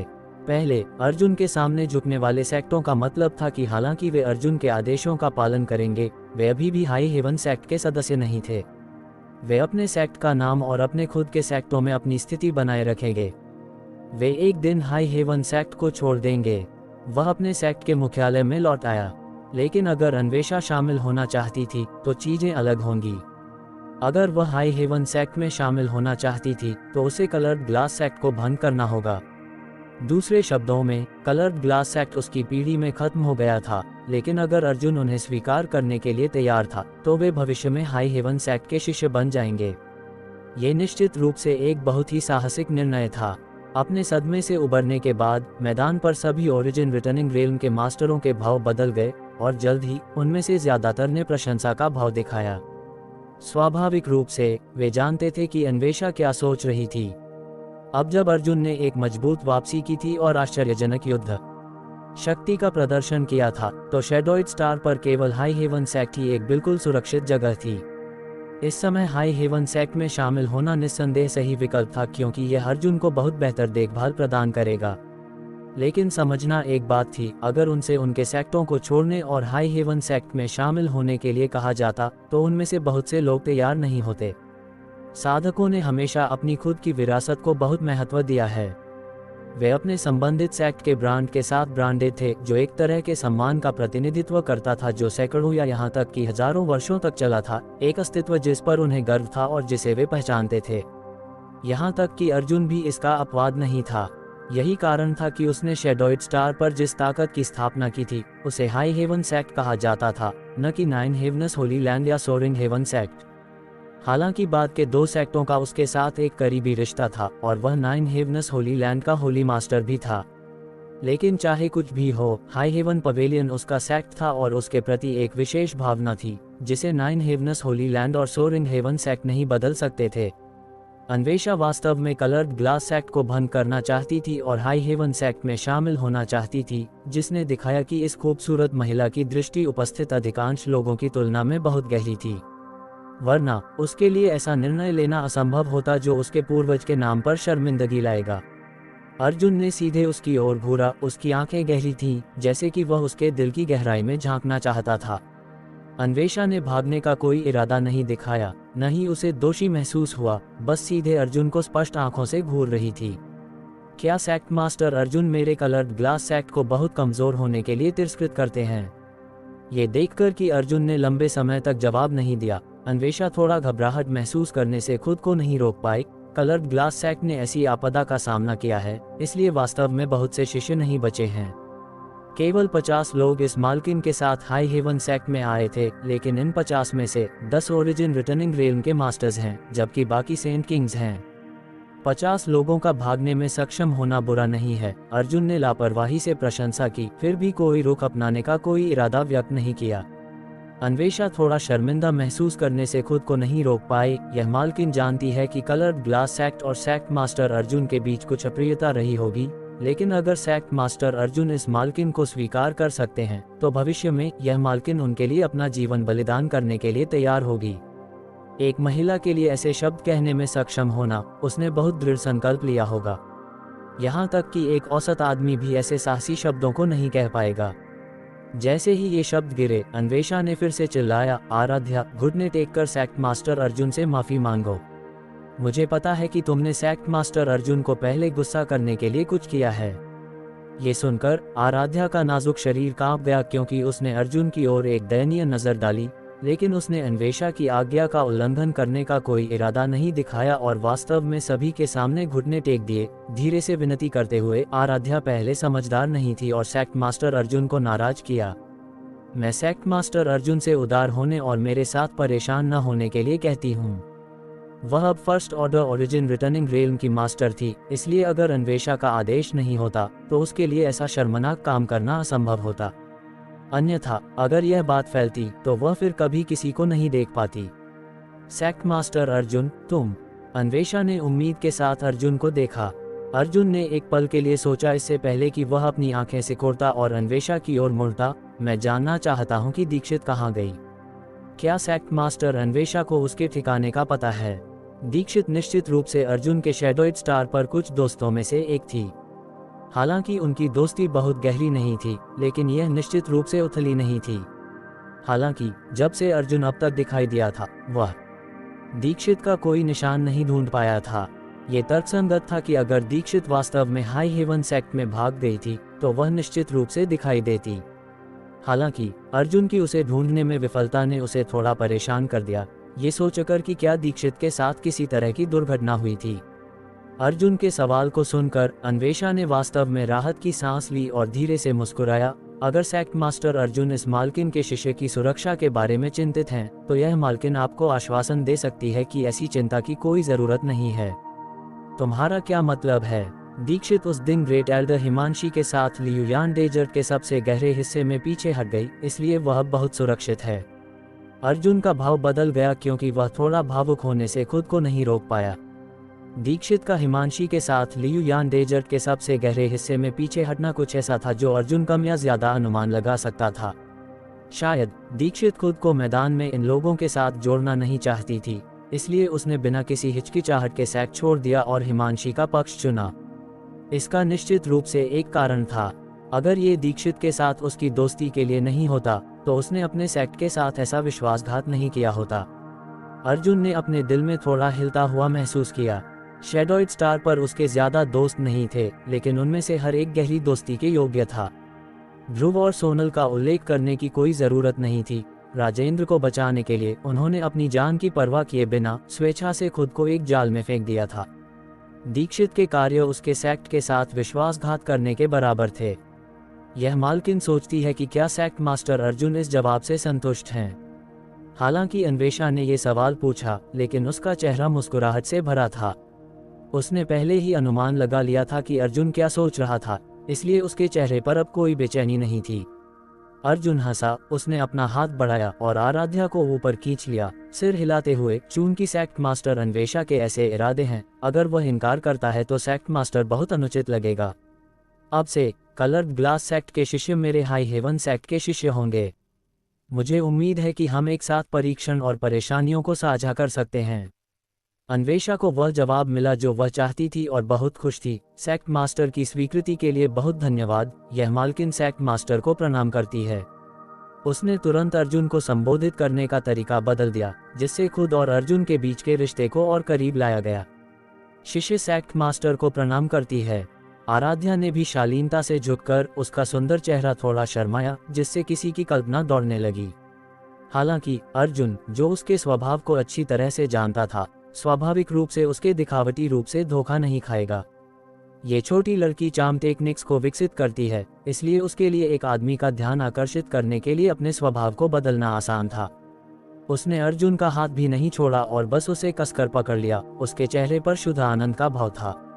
अर्जुन के होंठ हल्के से मुड़ गए क्योंकि उसने उसे सार्थक रूप से देखा। बिना किसी निशान के अपना हाथ पीछे खींच लिया, इससे पहले कि वह कहता, सेक्ट मास्टर अन्वेषा की ताकत असाधारण है। चूंकि तुम हाई हेवन सेक्ट में प्रवेश कर चुकी हो, तो तुम एक एल्डर के रूप में काम करोगी। कलर्ड ग्लास सेक्ट के मूल शिष्य सभी तुम्हारे आदेश के तहत होंगे। अन्वेषा का मुंह थोड़ा खुल गया क्योंकि उसकी खूबसूरत आंखें कृतज्ञता से भर गईं। हालांकि वह हाई हेवन सेक्ट में प्रवेश करने के बाद अलग थलग या अत्याचार नहीं किया जाएगा। अर्जुन ने कलर्ड ग्लास सेक्ट के मूल शिष्यों को भंग नहीं किया और इसके बजाय अन्वेषा को उनका नेतृत्व करने की अनुमति दी, यहाँ तक कि उसे एल्डर की स्थिति भी दी। स्वाभाविक रूप से इस खूबसूरत महिला को बहुत प्रेरित किया। अगर भविष्य में कोई अवसर होता है, तो Elder Anvesha coloured glass sect की महिमा को भी बहाल कर सकती है। सेक्ट मास्टर तुम्हें प्रतिबंधित नहीं करेगा। अर्जुन ने एक पल के लिए सोचा, इससे पहले कि वह एक और बमशेल फेंक देता। इस बार अन्वेषा ने तुरंत वफादारी का एक भाव दिखाया। उसकी आंखें थोड़ी लाल थीं क्योंकि वह गहराई से झुक गई। यह मालकिन अपनी दया के लिए सेक्ट मास्टर को धन्यवाद देती है। यह मालकिन हाई हेवन सेक्ट में योगदान देने के लिए अपना सर्वश्रेष्ठ प्रयास करेगी और सेक्ट मास्टर की उच्च उम्मीदों पर खरी उतरेगी। इस बार वह वास्तव में अर्जुन का पालन करने के लिए पूरी तरह से तैयार थी। हाई हेवन सेक्ट में शामिल होना कलर्ड ग्लास सेक्ट की अंतिम रक्तरेखा की रक्षा के लिए सिर्फ एक अस्थायी उपाय था, लेकिन उसने बदले में ऐसा एक बड़ा इनाम पाने की उम्मीद कभी नहीं की थी। अन्वेषा कैसे प्रेरित नहीं हो सकती थी? एक समय के लिए अन्य सेक्टों के लोगों ने अफसोस के भाव दिखाए। उनमें से किसी को भी यह उम्मीद नहीं थी कि अर्जुन इतना दयालु होगा कि वह भविष्य में कलर्ड ग्लास सेक्ट के पुनर्निर्माण की अनुमति देगा। अगर उन्हें ये बात पहले पता होती तो वे उसके खिलाफ साजिश रचने के बजाय बहुत पहले ही उसके साथ शामिल हो गए होते। दुर्भाग्य से अब पछताने का कोई फायदा नहीं था। हालांकि अर्जुन से बात करना आसान था, पर वह मूर्ख नहीं था। कलर्ड ग्लास सेक्ट को मिली सुविधाओं को देखने के बाद वह इसे कैसे स्वीकार कर सकता था? कई लोगों के चेहरों पर कड़वाहट थी, लेकिन उन्होंने खुद को आगे आने और अन्वेषा को बधाई देने के लिए मजबूर किया। अन्वेषा अब हाई हेवन सेक्ट में एक ऋषि स्तर की पात्र थी, इसलिए उन्हें स्वाभाविक रूप से उसकी चापलूसी करनी थी। अर्जुन की बातों से अन्वेषा भी चमक उठी और उसने सभी को मुस्कुराते हुए जवाब दिया, जो काफी उदार और शालीन लग रहा था। आखिरकार वह पहले से ही एक सेक्ट मास्टर थी, इसलिए इस तरह की स्थिति से निपटना उसके लिए बच्चों का खेल था। अर्जुन ने चारों ओर देखा और अंत में उसकी नज़र संजीत पर जा टिकी। संजीत का चेहरा एक बर्तन के नीचे की तरह काला था और कोई भी उसके भावों में आए बदलावों से यह अनुमान नहीं लगा सकता था कि वह क्या सोच रहा था। अर्जुन को उसकी ओर देखते हुए देखकर उसने अपना मुंह खोला, लेकिन अंततः आह भरी और अपनी मुट्ठियां जोड़ी। सेक्ट मास्टर अर्जुन, अपना ख्याल रखें, ये बूढ़ा स्वामी अब चला जाएगा। अर्जुन हंसा। वरिष्ठ संजीत कहाँ जाना चाहते हैं? संजीत ने माथे पर बल डाला, मुझे नहीं पता, मैं बस एक कदम आगे बढ़ाऊंगा। कॉप स्पिरिट रिलीजन की सेना बाहर कहर बरपा रही थी और हालांकि ट्रेजर ट्रोव पवेलियन की ताकत खराब नहीं थी, वह कॉप स्पिरिट रिलीजन के साथ प्रतिस्पर्धा नहीं कर सकती थी। अन्यथा संजीत अपने लोगों को आश्रय लेने के लिए हाई हेवन सेक्ट में क्यों लाता? अब जब वह जाने वाला था तो उसका भविष्य अंधकार में लग रहा था, इसलिए वह कुछ बेचैन महसूस कर रहा था। अगर वरिष्ठ संजीत को यह अप्रिय न लगे तो आप भी यहाँ रुक सकते हैं। हालांकि मेरा हाई हेवन सेक्ट कोई महान जगह नहीं है, लेकिन ये रहने के लिए कोई साधारण जगह भी नहीं है। हालांकि हाई हेवन सेक्ट का सेक्ट असाधारण नहीं है, यह आपके ट्रेजर ट्रोव पवेलियन के लोगों को समायोजित करने के लिए पर्याप्त बड़ा है। संजीत का शरीर कांप उठा क्योंकि उसका काला चेहरा उत्तेजना से चमक उठा। अर्जुन की ओर कृतज्ञतापूर्वक देखते हुए वह कुछ बार हिचका और फिर सिर झुकाकर बोला, ये बूढ़ा स्वामी शर्मिंदा है। पिछली बार जब अन्य सेक्ट्स के स्वामी हाई हेवन सेक्ट में परेशानी पैदा कर रहे थे तो ट्रेजर ट्रोव पवेलियन के लोगों ने भाग नहीं लिया था, लेकिन उन्होंने उन्हें रोकने के लिए भी खड़े नहीं हुए, केवल हिमांशी को सूचित किया। एक परोपकारी व्यक्ति जिसने उसे स्वीकार किया था और उसे आश्रय दिया था। ऐसा करना निस्संदेह अनैतिक होगा, लेकिन अब अर्जुन ने उनकी पुरानी दुश्मनी की परवाह नहीं की और उन्हें रुकने के लिए कहने की पहल की। बुराई का बदला अच्छाई से लिया। इससे संजीत को थोड़ा शर्मिंदा महसूस हुआ, इसलिए उसे इतनी शर्मिंदगी महसूस हुई। वह ये भी जानता था कि अर्जुन का ट्रेजर ट्रोव पवेलियन के साथ बहुत अधिक संबंध नहीं था। कुछ बार जब उन्होंने एक दूसरे के साथ बातचीत की थी तो ये सब लाभ के बारे में था। जिस कारण से अर्जुन ने उसे रुकने के लिए कहने की पहल की, वह देव की वजह से था। संजीत और देव का एक अच्छा रिश्ता था। बूढ़े श्रीमान संजीत, आप बहुत गंभीर हैं। इस आपदा से बचने के बाद मेरे हाई हेवन सेक्ट को अभी भी आपके ट्रेजर ट्रोव पवेलियन की मदद की आवश्यकता हो सकती है। मुझे उम्मीद है कि वरिष्ठ संजीत समय आने पर मना नहीं करेंगे। अर्जुन हल्के से मुस्कुराया। सेक्ट मास्टर अर्जुन बहुत विनम्र हैं। भविष्य में अगर मेरे ट्रेजर ट्रोव पवेलियन का आपके हाई हेवन सेक्ट के लिए कोई उपयोग हो तो बस हमें बताएं, संजीत ने गंभीरता से कहा। अर्जुन संतुष्टि के साथ मुस्कुराया। गुप्त रूप से सोच रहा था कि बूढ़ा काला चेहरे वाला संजीत काफी चतुर था। संजीत को रुकने के लिए कहने के लिए अर्जुन का मुंह खोलना वास्तव में देव की वजह से था, लेकिन मुख्य कारण ये था कि ट्रेजर ट्रोव पवेलियन को कम नहीं आंका जा सकता था। शायद उनकी युद्ध शक्ति अर्जुन के सामने कुछ भी नहीं थी, लेकिन ट्रेजर ट्रोव पवेलियन के शैडोड स्टार पर कई व्यवसाय थे और उनके पास कई चैनल थे जो हाई हेवन सेक्ट के पास नहीं थे। अगर हाई हेवन सेक्ट विकसित होना और बढ़ना चाहता था तो इस तरह का सहयोगी होना स्वाभाविक रूप से कोई बुरी बात नहीं थी। इसके अलावा जिन अपराधियों ने हिमांशी को हाई हेवन सेक्ट से वापस लेने के लिए मजबूर किया था वे सभी मारे जा चुके थे, इसलिए अर्जुन का गुस्सा शांत हो गया था। इसलिए उसका इस मामले को और आगे बढ़ाने का कोई इरादा नहीं था। अगर उसने वास्तव में इन सभी लोगों को यहाँ मार दिया होता तो ये शैडोड स्टार के लिए एक बड़ा नुकसान होता। उसके हाथों मरने के बजाय ये बेहतर होगा कि वे कॉर्प्स स्पिरिट रिलीजन के खिलाफ लड़ें और अपनी बची हुई ताकत का उपयोग करें। कुछ समय के लिए चौक खुशी और सद्भाव से भर गया था, लेकिन मौजूद 90% स्वामी अर्जुन का सामना करते समय सावधानी से काम कर रहे थे, कहीं वे किसी तरह अर्जुन को परेशान न कर दें। केवल अन्वेषा और अन्य, जो पहले से ही हाई हेवन सेक्ट में शामिल हो गए थे, अधिक स्वाभाविक रूप से काम कर रहे थे। अर्जुन लंबे समय से हाई हेवन सेक्ट में नहीं लौटा था, इसलिए वह सेक्ट के मामलों के बारे में बहुत चिंतित था। वह हिमांशी और अन्य लोगों की चोटों के बारे में भी काफी चिंतित था, इसलिए स्वाभाविक रूप से उसका उनसे बात करना जारी रखने का कोई इरादा नहीं था। अपना हाथ हिलाकर और उन्हें अपने अपने निवासों में लौटने के लिए कहकर उसने स्टारशिप पर सवार लोगों को बुलाया और उन्हें एक साथ नीचे आने के लिए कहा। अर्जुन को इन लोगों का अभिवादन करने की आवश्यकता नहीं थी, क्योंकि शौर्यानंद यादव और अन्य लोगों ने उनके लिए व्यवस्था की थी। अर्जुन जल्दी से प्रिया के रेत के मैदान की छठी परत पर गया। हालांकि उसे ये देखकर आश्चर्य हुआ कि इससे पहले कि वह हाई हेवन सेक्ट से बाहर उड़ता, उसने दूरी से उसकी ओर आ रहे प्रकाश का एक बड़ा द्रव्यमान देखा। इस समूह के सिर पर मौजूद आभा बहुत परिचित थी, वह हिमांशी के अलावा और कौन हो सकता था। अर्जुन कुछ देर के लिए हक्का बक्का रह गया, लेकिन जल्द ही समझ गया। हालांकि उसने चौक में थोड़ी देर के लिए ही लड़ाई लड़ी थी, फिर भी उसने कुछ गड़बड़ी पैदा की थी। हिमांशी ने शायद इसे देखा था और मूल हाई हेवन सेक्ट के शिष्यों को छठी परत की गहराई से बाहर लाई थी। चूंकि वे लौट आए थे, अर्जुन अपनी जगह पर खड़ा रहा और इंतजार किया। कुछ देर बाद हिमांशी के नेतृत्व में 200 से अधिक लोगों का एक समूह अर्जुन के सामने थोड़ी दूर पर उतरा। इससे पहले कि अर्जुन को हिमांशी की स्थिति का निरीक्षण करने का समय मिलता, उसने ग्रेट एल्डर हिमांशी को पूछते हुए सुना, क्या आपने उन सभी से निपट लिया है? अर्जुन एक पल के लिए चौंक गया और फिर मुस्कुराया, क्या ग्रेट एल्डर मुझ पर इतना भरोसा करती हैं? हिमांशी ने हल्के से कहा, आप सेक्ट मास्टर हैं, मैं आप पर भरोसा करने के अलावा और किस पर भरोसा कर सकती हूँ? अर्जुन ने आह भरी और सिर हिलाया, इससे निपटा गया है। हिमांशी ने चौक की ओर देखा और धीरे से कहा, खून की गंध बहुत तेज है, बहुत से लोग मरे होंगे, है ना? अर्जुन ने व्यंग्य किया, माइरियर beast mountain, medicine pill sect और फ्लोटिंग मिस्ट पैलेस, तीनों बल पूरी तरह से मिटा दिए गए। हिमांशी ने बहुत अधिक प्रतिक्रिया नहीं दी, लेकिन उसके पीछे के सभी लोगों ने उत्तेजना का भाव दिखाया, जैसे कि उन्हें अंततः अपना बदला मिल गया हो। ये तीनों सेक्ट ही थे जिन्होंने अन्य स्वामियों को हाई हेवन सेक्ट का विरोध करने के लिए गुमराह किया था, और अंत में हिमांशी के पास पीछे हटने के अलावा कोई विकल्प नहीं था।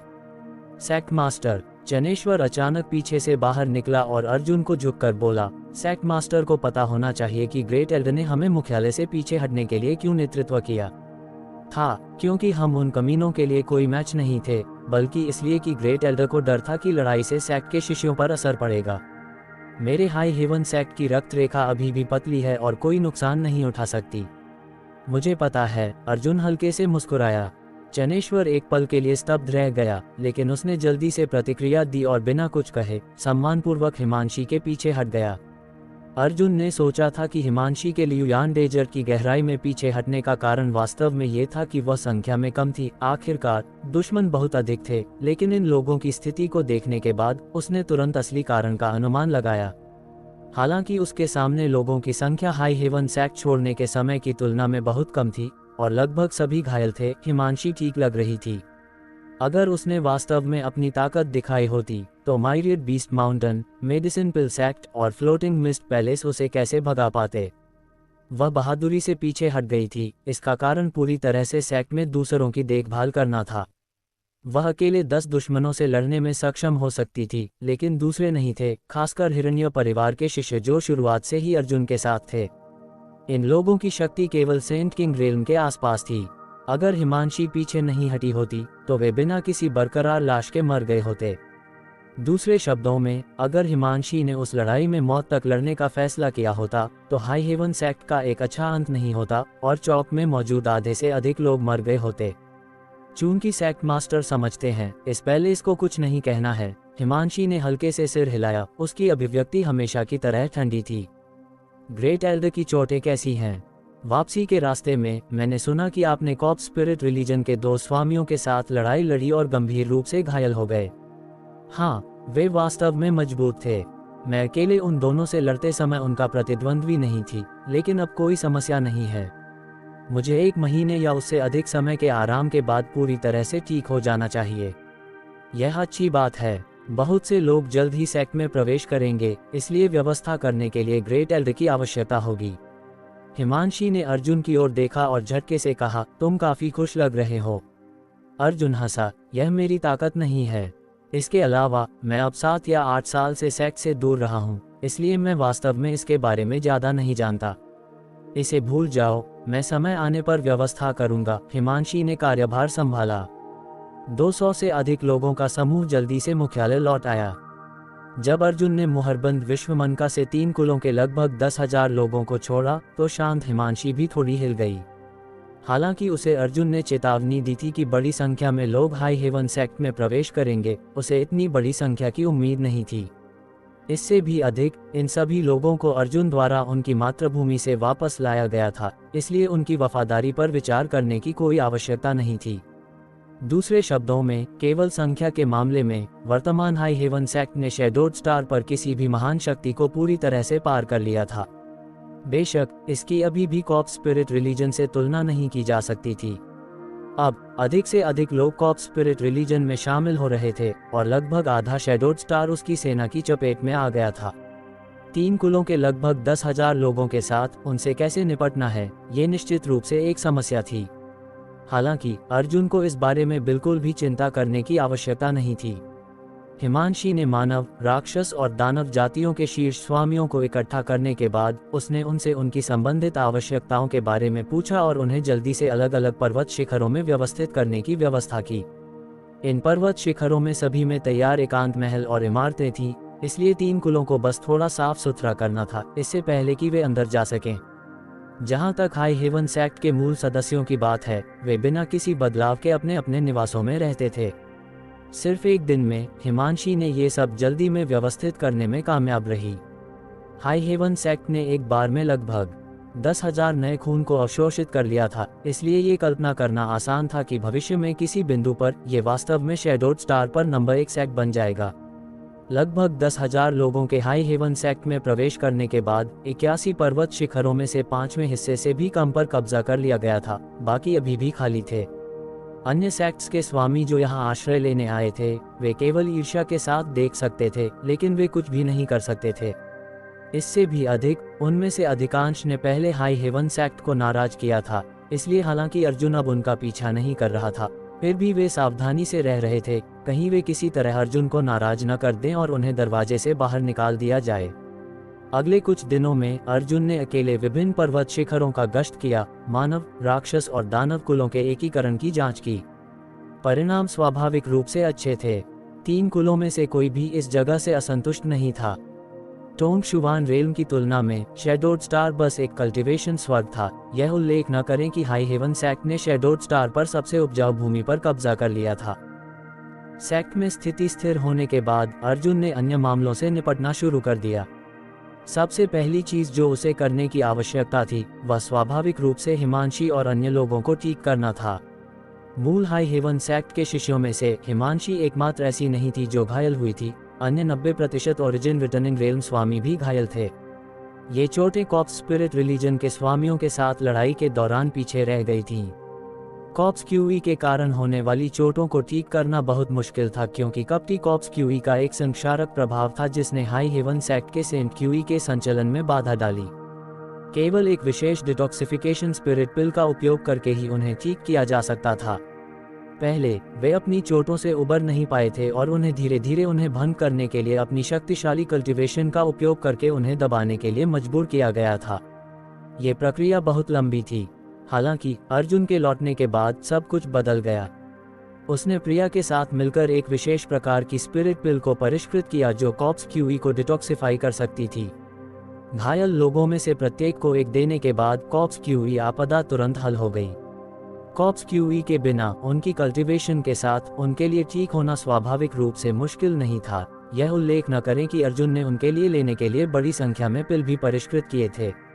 जैसे सिर्फ 10 दिनों में हाई हेवन सेक्ट के स्वामियों को अनगिनत दिनों से परेशान करने वाली समस्या हल हो गई और हाई हेवन सेक्ट की उच्च स्तरीय युद्ध शक्ति पूरी तरह से नवीनीकृत हो गई। इस घटना में हिमांशी के बुद्धिमान निर्णय के कारण हाई हेवन सेक्ट को कोई नुकसान नहीं हुआ। उसके ऊपर जाने से पहले उसने हाई हेवन सेक्ट के कुछ कीमती खजाने ले लिए, जिसमें red candle fruit, the 10,000 year incense और 9 ब्रांच जेड क्रिस्टल ट्री शामिल थे। कुल मिलाकर हाई हेवन सेक्ट के मुख्यालय को किसी और के द्वारा कब्जा किए जाने के अलावा कोई नुकसान नहीं हुआ था। हिमांशी के लौटने के बाद red candle fruit, the 10,000 year incense और 9 ब्रांच जेड क्रिस्टल ट्री को फिर से विशिष्ट स्थानों पर रखा गया था। पूर्व ओरिजिन किंग पिल को परिष्कृत करने की कुंजी थी, जबकि बाद के 2 एक कल्टिवेटर के सफलता के लिए महान सहायक थे। दोनों का पूरे सेक्ट के लिए अकल्पनीय महत्व और भूमिका थी। 10 दिन बाद हाई हेवन सेक्ट पूरी तरह से बस गया था। मुख्य हॉल में अर्जुन ने हाई हेवन सेक्ट के सभी उच्च स्तरीय सदस्यों को बुलाया। किसी को नहीं पता था कि वह क्या करने वाला था, लेकिन वे सभी उसके भाषण को सुनने के लिए समय पर एक साथ इकट्ठा हुए। अर्जुन के पास कहने के लिए बहुत कुछ नहीं था। पहले वर्षों से अपने मौन योगदान के लिए एल्डर्स के प्रति अपनी कृतज्ञता व्यक्त की, फिर हाई हेवन सेक्ट के उज्जवल भविष्य की प्रतीक्षा की। वे सभी ऐसे विषय थे जो न तो दर्दनाक थे और न ही खुजली वाले। अंत में अर्जुन अचानक रहस्यमय तरीके से मुस्कुराया और भीड़ की ओर मुड़ा। इस यात्रा पर मैं सभी के लिए कुछ अच्छी चीजें लाया हूँ। हालांकि ये चीजें शैडोड स्टार पर सबसे बड़ी भूमिका निभाने में सक्षम नहीं हो सकती हैं, पर इनका पूरी क्षमता से उपयोग किया जा सकता है। हालांकि ये निश्चित रूप से आपको ओरिजिन किंग रेल्म की बाधा की एक झलक देखने की अनुमति देगा। उसने विश्वास किया कि जब तक वह पर्याप्त संचित करता है, भविष्य में जब तक मैं शैडोड स्टार के विश्व सिद्धांतों के दमन से छुटकारा पा सकता हूँ, मैं आसानी से ओरिजिन किंग रेल्म में सफलता प्राप्त कर सकता हूँ। जैसे ही उसने ये कहा, पूरा हॉल शांत हो गया। हर कोई अर्जुन को हैरान होकर देख रहा था, जैसे कि वे उसके द्वारा लाई गई खबर को पचाने में असमर्थ थे। यहाँ तक कि हिमांशी भी हक्की बक्की रह गई, अर्जुन को उत्सुकता से देख रही थी। यह नहीं जानती थी कि वह किस बारे में बात कर रहा था। ओरिजिन किंग रेल्म हमेशा शैडोड स्टार पर एक किंवदंती रही थी, एक बाधा जिसे हिमांशी भी पार नहीं कर सकती थी। हालांकि उसने अर्जुन के साथ शैडोड स्टार को छोड़ने का विकल्प नहीं चुना और इसके बजाय पीछे रहने का विकल्प चुना, इसका मतलब यह नहीं था कि उसके पास इस रेल में सफलता प्राप्त करने की कोई इच्छा नहीं थी। इसके विपरीत, इस रेल में सफलता प्राप्त करने की उसकी इच्छा किसी और से अधिक मजबूत थी, क्योंकि उसके पास पहले से ही ग्रैंड अकम्प्लिशमेंट स्टेज में सफलता प्राप्त करने की योग्यता थी। ये केवल इसलिए था क्योंकि उसे अनाहिता की रक्षा करनी थी कि उसने पीछे रहने का विकल्प चुना। ऐसा न हो कि सेक्ट की देखरेख करने के लिए कोई न हो और एक दुर्घटना हो जाए। इस समय अर्जुन की बातों को सुनकर वह स्वाभाविक रूप से बहुत चिंतित थी। सेक्ट मास्टर, ये रहस्यमय चीज क्या है? अन्वेषा ने मुस्कुराते हुए पूछा। हालांकि वह अभी हाई हेवन सेक्ट में एक एल्डर के रूप में शामिल हुई थी, वह जल्दी से सेक्ट में एकीकृत हो गई थी और एक बुरी व्यक्ति नहीं थी।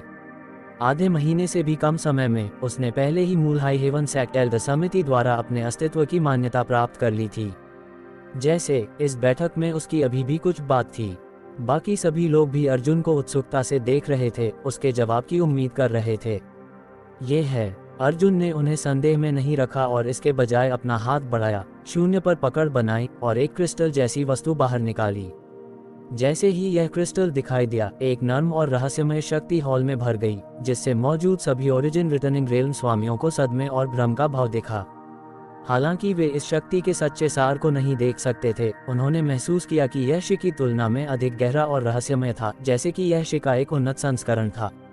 Territory stone. शौर्यानंद यादव की आंखें तेज थीं और उसने तुरंत इस क्रिस्टल की उत्पत्ति को पहचान लिया। अधेश और रूपा ने भी इसे पहचाना और आश्चर्य से कहा, उनकी आंखें सुखद आश्चर्य के साथ चमक रही थीं। टेरिटरी स्टोन क्या है? हिमांशी का माथा थोड़ा सिकुड़ गया। मौजूद सभी लोगों में से उसकी कल्टीवेशन सबसे अधिक थी, इसलिए वह स्वाभाविक रूप से इस क्रिस्टल में निहित अकथनीय रहस्यों से अवगत थी।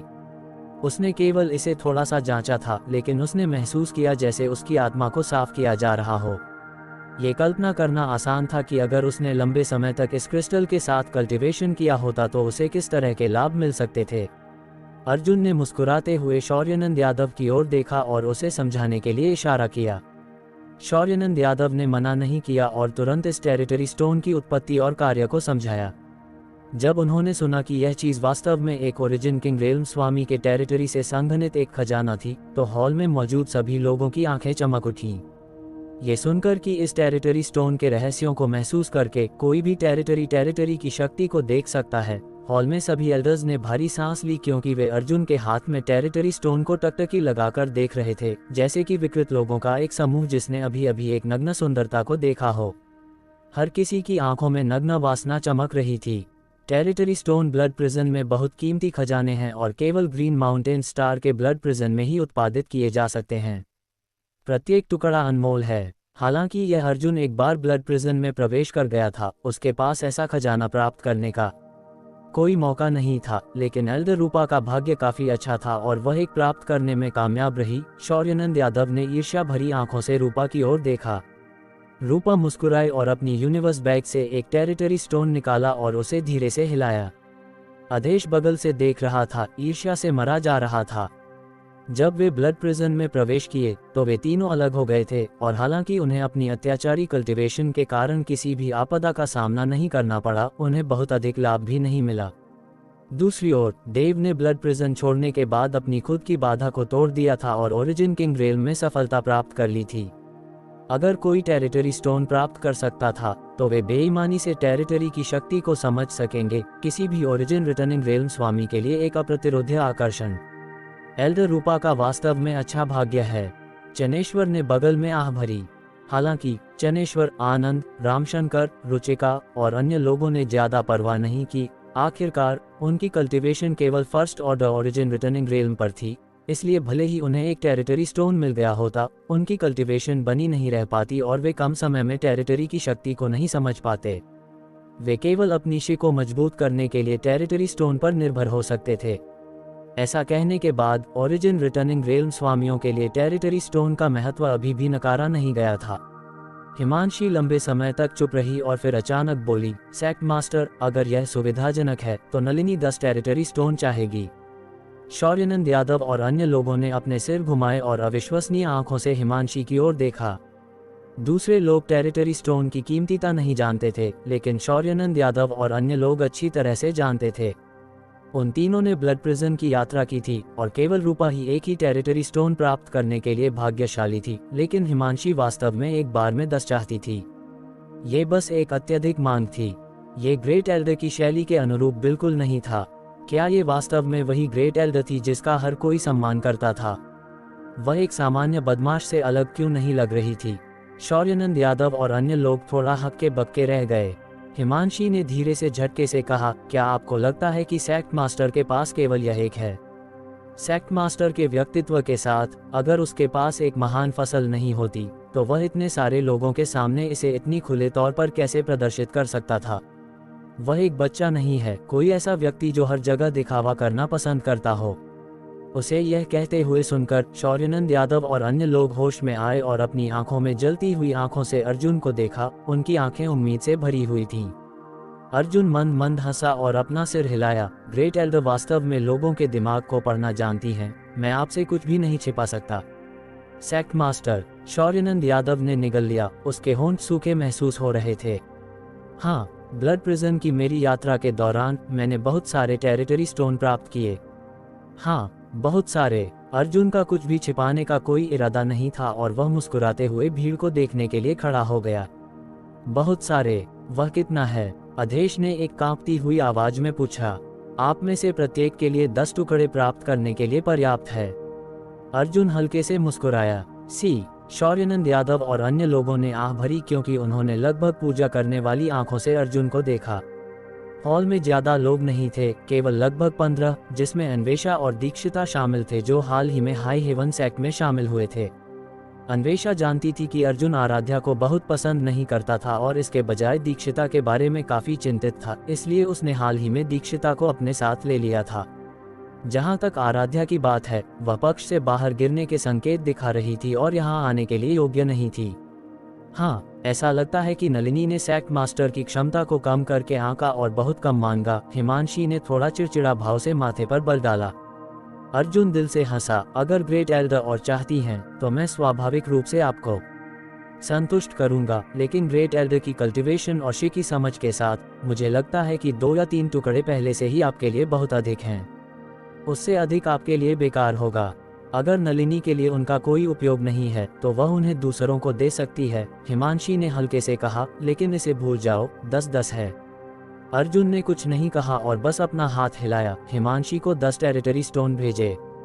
उसे कुछ भी करते हुए देखे बिना उसके हाथ पर यूनिवर्स बैग चमक उठी और टेरिटरी स्टोन को अंदर रख दिया गया, एक स्वामी का व्यवहार प्रदर्शित करते हुए।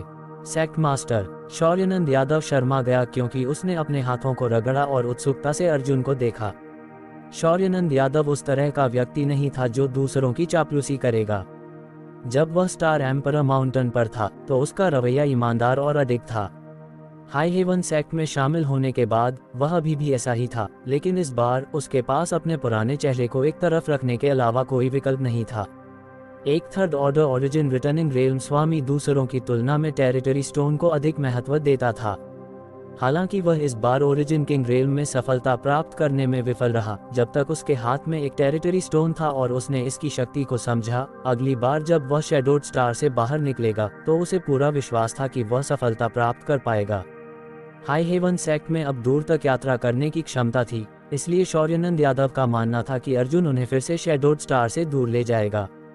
शौर्यानंद यादव, आदेश और रूपा को प्रत्येक को 10 टेरिटरी स्टोन मिले। शौर्यानंद यादव का मानना था कि इतने सारे टेरिटरी स्टोन के साथ वे टेरिटरी की शक्ति के रहस्यों को समझने में सक्षम होंगे। ब्लड प्रिजन ट्रायल में उनके अनुभव के साथ अगली बार जब वे शैडोड स्टार छोड़ेंगे तो उनके पास ओरिजिन किंग रेल्म की बेड़ियों को तोड़ने का एक शानदार मौका होगा। बाकी सभी को भी उनकी कल्टीवेशन के अनुसार टेरिटरी स्टोन की एक अलग संख्या दी गई थी। अर्जुन, जो second order origin returning realm में था, उसे 5 मिले, जबकि अर्जुन, जो first order origin returning realm में था, उसे 3 मिले। जब तक वे इन टेरिटरी स्टोन में निहित कोमल ऊर्जा का अच्छी तरह से उपयोग कर सकते थे, तब तक उनके लिए अपनी शी को ग्रैंड अकम्प्लिशमेंट स्टेज में संघनित करना कोई समस्या नहीं होगी। ऐसा नहीं था कि अर्जुन कंजूस था और उन्हें और अधिक देने के लिए तैयार नहीं था, ये सिर्फ इतना था कि उन्हें और अधिक देना बेकार था। हालांकि टेरिटरी स्टोन उपभोग्य वस्तुएं थीं, वे सेंट क्रिस्टल से अलग थे। प्रत्येक टेरिटरी स्टोन का उपयोग लंबे समय तक किया जा सकता था। अर्जुन द्वारा दिए गए टेरिटरी स्टोन निश्चित रूप से उनके उपयोग के लिए पर्याप्त थे।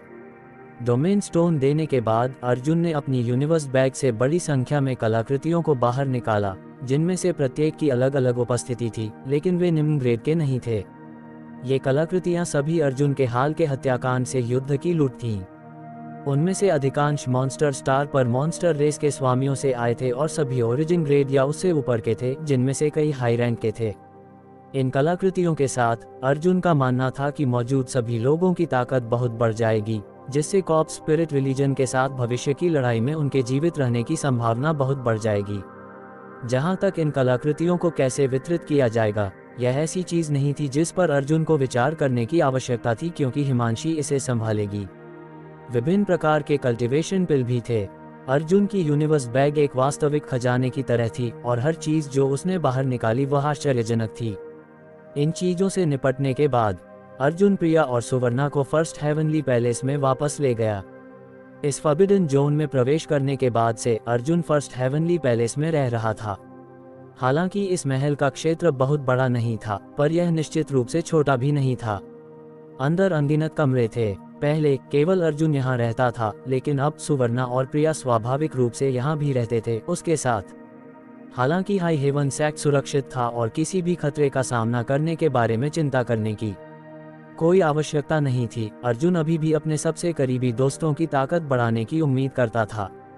सुवर्णा के बारे में चिंता करने की कोई आवश्यकता नहीं थी। अब उसके पास पहले से ही आइस फीनिक्स ओरिजिन पावर थी। हाथ में प्रोफाउंड फ्रॉस्ट और third order origin returning realm cultivation के साथ शैडोड स्टार पर केवल देव ही कुछ भी करने में सक्षम होगा। दूसरे उसके प्रतिद्वंद्वी नहीं थे। देव सुवर्णा पर कैसे हमला कर सकता था? Priya second order origin returning realm में सफलता प्राप्त करने वाली थी। जब से वह टोंग शुवान रेल्म का स्टार मास्टर बन गया था, उसकी कल्टीवेशन गति पहले की तुलना में बहुत तेज हो गई थी और वह इतने वर्षों से अल्केमी में तल्लीन थी, जो उसके विशेष शरीर के साथ युग्मित थी। भले ही उसने जानबूझकर कल्टीवेशन नहीं किया, उसकी ताकत लगातार बढ़ रही थी और उसने विश्वास किया कि उसे सफलता प्राप्त करने में लंबा समय नहीं लगेगा। हालांकि first order origin returning realm अभी भी बहुत कमजोर था। अर्जुन ने एक फिरोजी कलाकृति कवच और एक पहिया जैसी कलाकृति निकाली और उन्हें प्रिया को सौंप दिया। लिटिल सीनियर सिस्टर, इन दोनों चीज़ों को परिष्कृत करने के लिए कुछ समय निकालो, मुझे विश्वास है कि वे तुम्हारे लिए बहुत मददगार होंगे। यह आर्टिफैक्ट कवच बहुत सुंदर है। प्रिया ने इस पर एक नज़र डाली लेकिन पहिया जैसी कलाकृति पर ज़्यादा ध्यान नहीं दिया। इसके बजाय वह फिरोजी आर्टिफैक्ट कवच में बहुत रुचि रखती थी। अर्जुन हंसा, हालांकि मुझे नहीं पता कि इस आर्टिफैक्ट कवच का ग्रेड क्या है, ये निश्चित रूप से ओरिजिन किंग ग्रेड है। इसके साथ इस दुनिया में बहुत कम लोग आपके बचाव को तोड़ सकते हैं। प्रिया युद्ध में बहुत कुशल नहीं थी, इसलिए एक रक्षात्मक कलाकृति के रूप में यह आर्टिफैक्ट कवच निस्संदेह उसके लिए बहुत उपयुक्त था। जूनियर ब्रदर, तुम्हें ये कहाँ से मिला? ये चीज़ बहुत मूल्यवान होगी, है ना? प्रिया ने बाईं और दाईं ओर देखा, कुछ हद तक इसे अलग करने के लिए अनिच्छुक थी। यह मायने नहीं रखता कि यह मूल्यवान है या नहीं, मायने ये रखता है कि क्या यह मेरे लिए आपकी रक्षा कर सकता है। प्रिया ने अपना सिर उठाया और अर्जुन की ओर देखा। अपने होठों को सिकोड़ते हुए उसने एक संतुष्ट भाव से मुस्कुराया। यह आर्टिफैक्ट कवच ब्लड प्रिजन से बाहर लाया गया था। जब अर्जुन को मॉन्स्टर किंग का ओरिजिन एसेंस क्रिस्टल मिला तो वह पागल मगरमच्छ राजा की लाश भी बाहर लाया, इसलिए उसके लिए अपनी यूनिवर्स बैग को छोड़ना कोई कारण नहीं था। पागल मगरमच्छ राजा जब जीवित था तब third order origin king rail में एक शीर्ष स्वामी था, तो उसकी यूनिवर्स बैग में कुछ भी खराब कैसे हो सकता था। ये भी कहा जा सकता था कि अर्जुन ने पहले चर्चा हॉल में वितरित की गई अधिकांश कलाकृतियां और पिल पागल मगरमच्छ राजा की यूनिवर्स बैग से आए थे। इस ओरिजिन किंग ग्रेड आर्टिफैक्ट कवच की तुलना में इस यूनिवर्स बैग में बाकी धन ज्यादा मूल्य का नहीं था, लेकिन इसे अभी भी नज़रअंदाज नहीं किया जा सकता था। कम से कम इस यूनिवर्स बैग में विशाल धन वर्तमान हाई हेवन सेक्ट को कुछ समय के लिए समर्थन देने के लिए पर्याप्त था। इसे भी ले लो। अर्जुन ने फिर पहिया जैसी कलाकृति उसे सौंप दी। ये पहिया जैसी कलाकृति भी एक ओरिजिन किंग ग्रेड कलाकृति थी, हेवन बैटलिंग यूनियन का सेक्ट पवित्र कलाकृति, the Sun and Moon Golden Wheel. जब अर्जुन ने हेवन बैटलिंग यूनियन के यूनियन मास्टर जगन के साथ लड़ाई लड़ी और उसे मार डाला तो Sun and Moon Golden Wheel उसकी युद्ध की लूट में से एक था और तब से छिपा हुआ था। हाथ में दो ओरिजिन किंग ग्रेड कलाकृतियों के साथ जब तक उसने उन्हें ठीक से परिष्कृत किया, लिटिल सीनियर सिस्टर को ओरिजिन किंग ग्रेल के नीचे किसी भी दुश्मन से डरने की आवश्यकता नहीं होगी। प्रिया ने ज्यादा कुछ नहीं कहा और आज्ञाकारी रूप से हरे रंग का आर्टिफैक्ट कवच और सन एंड मून गोल्डन व्हील को अर्जुन के अनुरोध के अनुसार रख दिया। सुवर्णा की ओर देखते हुए, जो पास में चुपचाप बैठी थी, उसने जल्दी से अर्जुन के गाल पर एक चुंबन दिया, इससे पहले कि वह एक डरे हुए खरगोश की तरह बाहर भाग गई। उसके कदम जल्दी थे, जैसे कि उसने कुछ शर्मनाक किया हो। सुवर्णा ने मुस्कुराते हुए अर्जुन की ओर देखा और सार्थक रूप से कहा, तुमसे सिखाए जाने के बाद प्रिया का साहस बढ़ गया है। अर्जुन ने व्यंग्यपूर्वक हंसा। उसके पास सुवर्णा को देने के लिए कुछ नहीं था। जब वह आइस हॉट वैली में था तो सबसे महत्वपूर्ण आइस फीनिक्स इनहेरिटेंस सुवर्णा को सौंप दी गई थी और अर्जुन ने उसे 10,000 ईयर आइस जेड पेडेस्टल भी दिया था। 10,000 ईयर आइस जेड पेडेस्टल की सहायता से सुवर्णा की कल्टीवेशन गति बहुत बढ़ गई थी और हाथ में प्रोफाउंड फ्रॉस्ट के साथ अर्जुन का मानना था कि उसे अब अन्य विदेशी वस्तुओं पर निर्भर रहने की आवश्यकता नहीं होगी। अर्जुन ने फिर से सारिका के बारे में सोचा। जब वे ब्लड प्रिजन में अलग हुए तो उसने उसे 200 टेरिटरी स्टोन और origin king grade thunder fire 7 buds whip दिया था। अर्जुन ने सोचा कि यह ड्रैगन लेडी अब कैसा कर रही है और क्या उसकी कल्टीवेशन सुचारू रूप से चल रही है। अर्जुन ने अनाहिता के बारे में भी सोचा। सीनियर सिस्टर, तुम पहले कल्टीवेशन करो, मैं बाहर जा रहा हूँ। अर्जुन अचानक उठ खड़ा हुआ। सुवर्णा ने धीरे से सिर हिलाया, 10,000 ईयर आइस जेड पेडेस्टल बाहर निकाला, उस पर पद्मासन में बैठ गई और अपनी यूनिवर्स बैग में एक टेरिटरी स्टोन पकड़कर अपनी आंखें बंद कर ली और ध्यान लगाने लगी। अर्जुन ने फर्स्ट हेवनली पैलेस छोड़ दिया और सीधे लियू यान डेजर्ट के केंद्र में चला गया। हालांकि उसने हिमांशी से सीखा था कि अनाहिता कई सालों से सो रही थी और उसमें ज्यादा बदलाव नहीं हुआ था, अर्जुन अभी भी उसे अपनी आंखों से देखना चाहता था। शैडोड स्टार पर अनाहिता उसकी सबसे करीबी दोस्त थी और अगर कोई दुर्घटना नहीं होती तो ये दोस्ती जारी रहती। हालांकि अनाहिता का जीवन अब बहुत जटिल था और कोई नहीं जानता था कि वह वास्तव में जागने के बाद क्या बन जाएगी, इसलिए अर्जुन स्वाभाविक रूप से चिंतित था। लियू यान डेजर्ट की छठी परत का क्षेत्र बहुत बड़ा नहीं था, केवल कुछ किलोमीटर के दायरे में। अपने हाथ में स्टार एम्परर टोकन को पकड़े हुए अर्जुन आसानी से लियू यान की 5वीं परत की बाधा से गुजरा और बांस के जंगल के सामने पहुंचा। बांस के जंगल के पीछे एक ऊंचा मंडप दिखाई दे रहा था और अर्जुन आगे बढ़ा। लियुयान डेजर्ट की छठी परत हमेशा हाई हेवन सेक्ट का एक प्रतिबंधित क्षेत्र रही थी।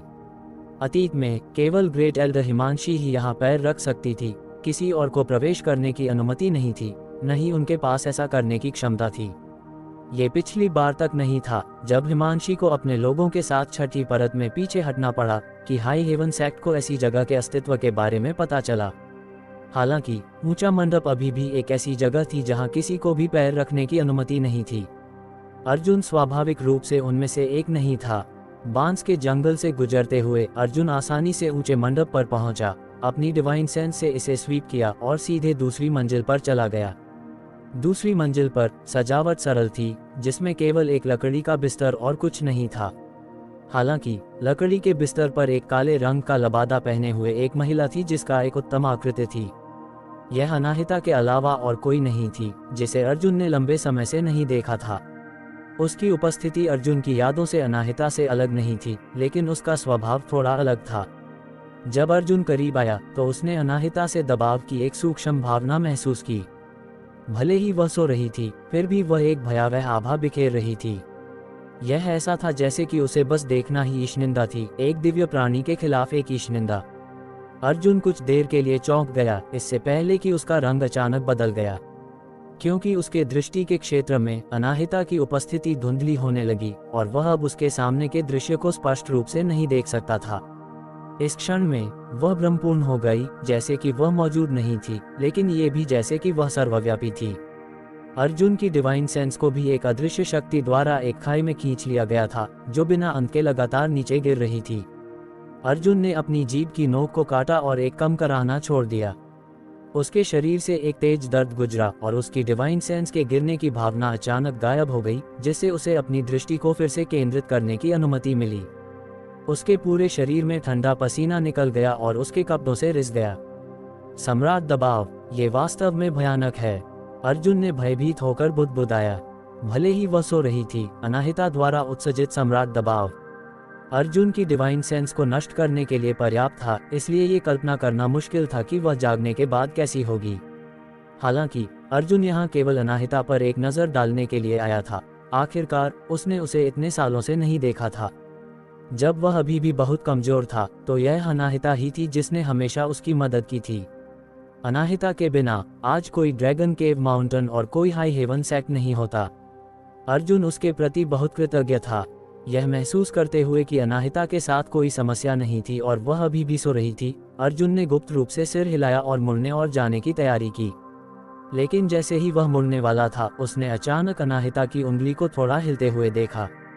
इस खोज ने अर्जुन के शरीर को हिला दिया और वह जल्दी से रुक गया, अपनी सांस रोककर लकड़ी के बिस्तर की ओर देख रहा था। अनाहिता के शरीर से एक अदृश्य शक्ति फैल गई और अर्जुन को एक जानवर के मुंह की तरह लपेट लिया, जिससे उसे प्रतिक्रिया करने या यहाँ तक कि विरोध करने के लिए कोई समय नहीं मिला। तुरंत बाद अर्जुन की दृष्टि धुंधली हो गई और वह एक कुछ परिचित जगह पर दिखाई दिया। उसके नीचे लपटों का एक समुद्र था जिसमें एक भयानक ऊर्जा आभा थी जो हेवन एंड अर्थ को नष्ट करने में सक्षम लगती थी। आकाश में ऊंचाई पर विभिन्न रंगीन प्रकाश की गेंदें तैर रही थीं और प्रकाश की इन गेंदों के अंदर विभिन्न दृश्य एक अविश्वसनीय गति से लगातार चमक रहे थे। अर्जुन इन दृश्यों को नहीं देख पा रहा था कि ये क्या थे। ये है, अर्जुन ने माथे पर बल डाला, चारों ओर देखते हुए वह जल्दी से समझ गया कि वह कहाँ था। नॉलेज सी, अर्जुन ने कहा। हाँ, यह मेरा नॉलेज सी है, एक आवाज बगल से आए। अर्जुन ने अपना सिर घुमाया और अनाहिता को शून्य में पद्मासन में बैठे हुए देखा, एक अजीब मुहर बनाते हुए। उसका भाव गंभीर था क्योंकि उसके चारों ओर प्रकाश के विभिन्न प्रभामंडल लगातार दिखाई दे रहे थे, जिससे उसे एक अत्यंत पवित्र उपस्थिति मिल रही थी। उसने अर्जुन की ओर मुस्कुराते हुए देखा, उसकी याद में अनाहिता से अलग नहीं। क्या ये तुम हो या वह? अर्जुन ने माथे पर बल डाला, यकीन करने की हिम्मत नहीं कर रहा था। अनाहिता ने अपने होठों को सिकोड़ा और पूछा, क्या कोई अंतर है? अर्जुन ने अपने कंधों को उछाला, ये तुम्हारे लिए कोई अंतर नहीं हो सकता है, लेकिन यह मेरे लिए है। मैं यहाँ उसके द्वारा गुस्से में मारे नहीं जाना चाहता। वे स्टार फील्ड के ग्रेट एम्परर हैं।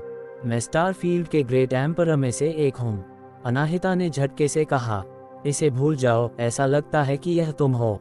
अर्जुन आराम से था। जब तक ये पौराणिक ग्रेट एम्परर नहीं थे जो उससे बात कर रहे थे, कोई समस्या नहीं थी।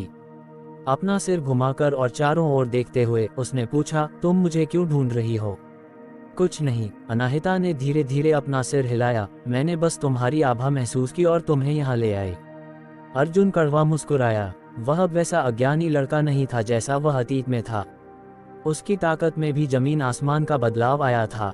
वह अब ओरिजिन किंग रेल्म के तहत अजेय था और यहाँ तक कि एक साधारण ओरिजिन किंग से लड़ने की हिम्मत भी करता था। लेकिन अनाहिता के सामने वह एक छोटी मछली बन गया था जिसे इच्छा पर चुटकी से मारा जा सकता था। अर्जुन बहुत सदमे में था। अपने विचारों से अवगत होते हुए अनाहिता खिलखिलाकर हंसी, तुम्हें खुद को कम आंकने की जरूरत नहीं है। सच कहूं तो मैंने कभी किसी को इतनी तेज कल्टीवेशन गति के साथ नहीं देखा। यहाँ तक कि उस जगह में भी तुम्हें एक शीर्ष प्रतिभा माना जाता है। तुम में केवल समय की कमी है। जब तक तुम्हें पर्याप्त समय दिया जाता है, तुम एक दिन मेरी ऊंचाई पर खड़े हो पाओगे। क्या तुम मुझे सांत्वना देने की कोशिश कर रही हो? अर्जुन ने उसकी ओर देखा और माथे पर बल डाला, तुम किस जगह की बात कर रही हो? अनाहिता मुस्कुराई लेकिन जवाब नहीं दिया, बहुत रहस्यमय लग रही थी। ये देखकर कि उसका समझाने का कोई इरादा नहीं था, अर्जुन ने अपना हाथ हिलाया, इसे भूल जाओ। बस ऐसा दिखावा करो कि मैंने नहीं पूछा। अनाहिता ने धीरे से सिर हिलाया। अचानक उसका भाव गंभीर हो गया, हालांकि मैं एक गहरी नींद में रही हूँ, अपने अवतार और आत्मा को मिलाते हुए मैं बाहरी दुनिया से पूरी तरह से अनजान नहीं हूँ। मुझे लगता है कि हाल के वर्षों में शैडोड स्टार पर कुछ बड़ा हुआ है। 2 महीने पहले हिमांशी भी कुछ लोगों को यहाँ लाई थी। वास्तव में क्या हुआ था? क्या हाई हेवन सेक्ट है? हाई हेवन सेक्ट ठीक है, लेकिन शैडोड स्टार है। अर्जुन ने आह भरी, अनाहिता के पास उड़ गया, पद्मासन में बैठ गया और उसे कॉप स्पिरिट रिलीजन की सेना के साथ स्थिति के बारे में बताया। अनाहिता ने ध्यान से सुना, इससे पहले कि वह अंततः सिर हिलाए। ये पता चला है कि ग्रैंड ब्यूरियल वैली के नीचे एक अंडरवर्ल्ड स्प्रिंगवेल था। ये हमारी गलती है। अगर हमने ट्रू एसेंस को दूर नहीं किया होता तो वह अंडरवर्ल्ड स्प्रिंगवेल फिर से प्रकट नहीं होता। इसलिए मुझे परेशानी महसूस होती है। अगर यह कोई और मामला होता तो मेरा हाई हेवन सेक्ट बस इसे नज़रअंदाज कर सकता था और बस मुख्यालय में रह सकता था। भले ही बाहरी दुनिया में सब कुछ उलट पुलट हो गया हो, इसका मुझसे कोई लेना देना नहीं होगा, लेकिन अंत में यह मामला आंशिक रूप से मेरी गलती है, इसलिए मैं बस इसे नज़रअंदाज नहीं कर सकता। अर्जुन ने आह भरी। अनाहिता स्पष्ट रूप से अर्जुन के दृष्टिकोण से सहमत थी और कुछ देर के लिए सोचा, इससे पहले कि वह पूछे, क्या तुम कॉप स्पिरिट रिलीजन के रहस्यमय रिलीजन मास्टर से मिलने जा सकते हो? क्या तुम उसमें रुचि रखती हो? अर्जुन ने माथे पर बल डाला। यह नहीं है कि मुझे उसमें रुचि है, मुझे बस लगता है कि कॉप सोल्जर को बदलने और कॉप स्पिरिट रिलीजन को नियंत्रित करने का उसका तरीका किसी ऐसे व्यक्ति के समान है जिसे मैं एक बार जानती थी। कौन? अर्जुन आश्चर्यचकित था। उस व्यक्ति ने खुद को कॉप्स एम्परर कहा और अतीत में उसने एक जाति को भी नियंत्रित किया था जिसने खुद को कॉप स्पिरिट रेस कहा था। यही कारण है कि मुझे रुचि थी। Cops emperor. अर्जुन ने ठंडी हवा में सांस ली, उसका भाव कुछ बार बदल गया। क्या वह तुम्हारे स्तर पर है? अनाहिता स्टारफील्ड के ग्रेट एम्परर में से एक थी और चूंकि इस लड़के ने जिसने खुद को कॉप्स एम्परर कहा था, एम्परर शब्द का उपयोग करने की हिम्मत की, वह स्पष्ट रूप से अनाहिता के समान स्तर पर एक अस्तित्व था। अनाहिता ने धीरे से सिर हिलाया। अर्जुन का चेहरा तुरंत बेहद बदसूरत हो गया। अनाहिता ने अपने होठों को सिकोड़ा और मुस्कुराई, तुम्हें इतना घबराने की जरूरत नहीं है। कॉप्स एम्परर के लिए यहाँ आना असंभव है, इसलिए वह व्यक्ति कॉप्स एम्परर नहीं हो सकता। मैं बस अनुमान लगा रही हूँ कि उसका कॉप्स एम्परर के साथ किसी तरह का संबंध है, शायद मेरा एक पुराना परिचित। मेरे पुराने परिचित का कॉप्स एम्परर के साथ एक अच्छा रिश्ता है, इसलिए यह आश्चर्य की बात नहीं है कि वह जानता है कि कॉप्स सोल्जर को कैसे बदला जाए। अर्जुन ने दांत पीसते हुए अनाहिता की ओर देखा। भले ही वह व्यक्ति कॉप्स एम्परर न हो, चूंकि वह तुम्हारा पुराना परिचित है, वह निश्चित रूप से कोई ऐसा नहीं है जिसका मैं विरोध कर सकता हूँ।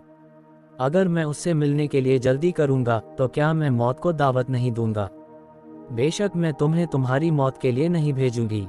अनाहिता ने अर्जुन की ओर देखा। अगर वह व्यक्ति वास्तव में, जैसा कि मैं अनुमान लगाती हूँ, तो उसकी ताकत ओरिजिन किंग रेल्म से अधिक नहीं होगी, अधिक से अधिक एक third order origin returning realm cultivator. Shadowed star के अपने विश्व सिद्धांत हैं, इसलिए जब तक वह शैडोड स्टार पर रहता है, वह सफलता प्राप्त करने में सक्षम नहीं होगा। अर्जुन का चेहरा थोड़ा आराम से हो गया।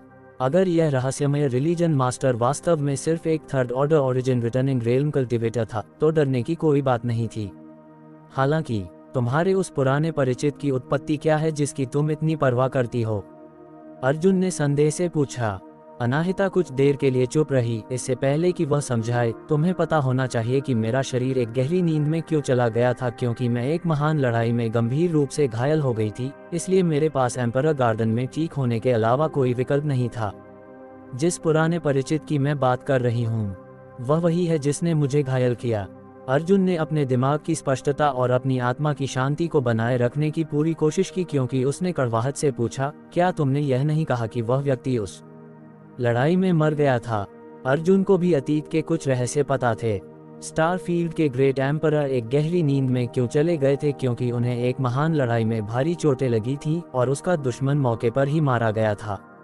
लेकिन अब अनाहिता वास्तव में कह रही थी कि वह व्यक्ति अभी भी जीवित हो सकता है। अर्जुन को अचानक उसके रीढ़ की हड्डी से एक ठंड का एहसास हुआ।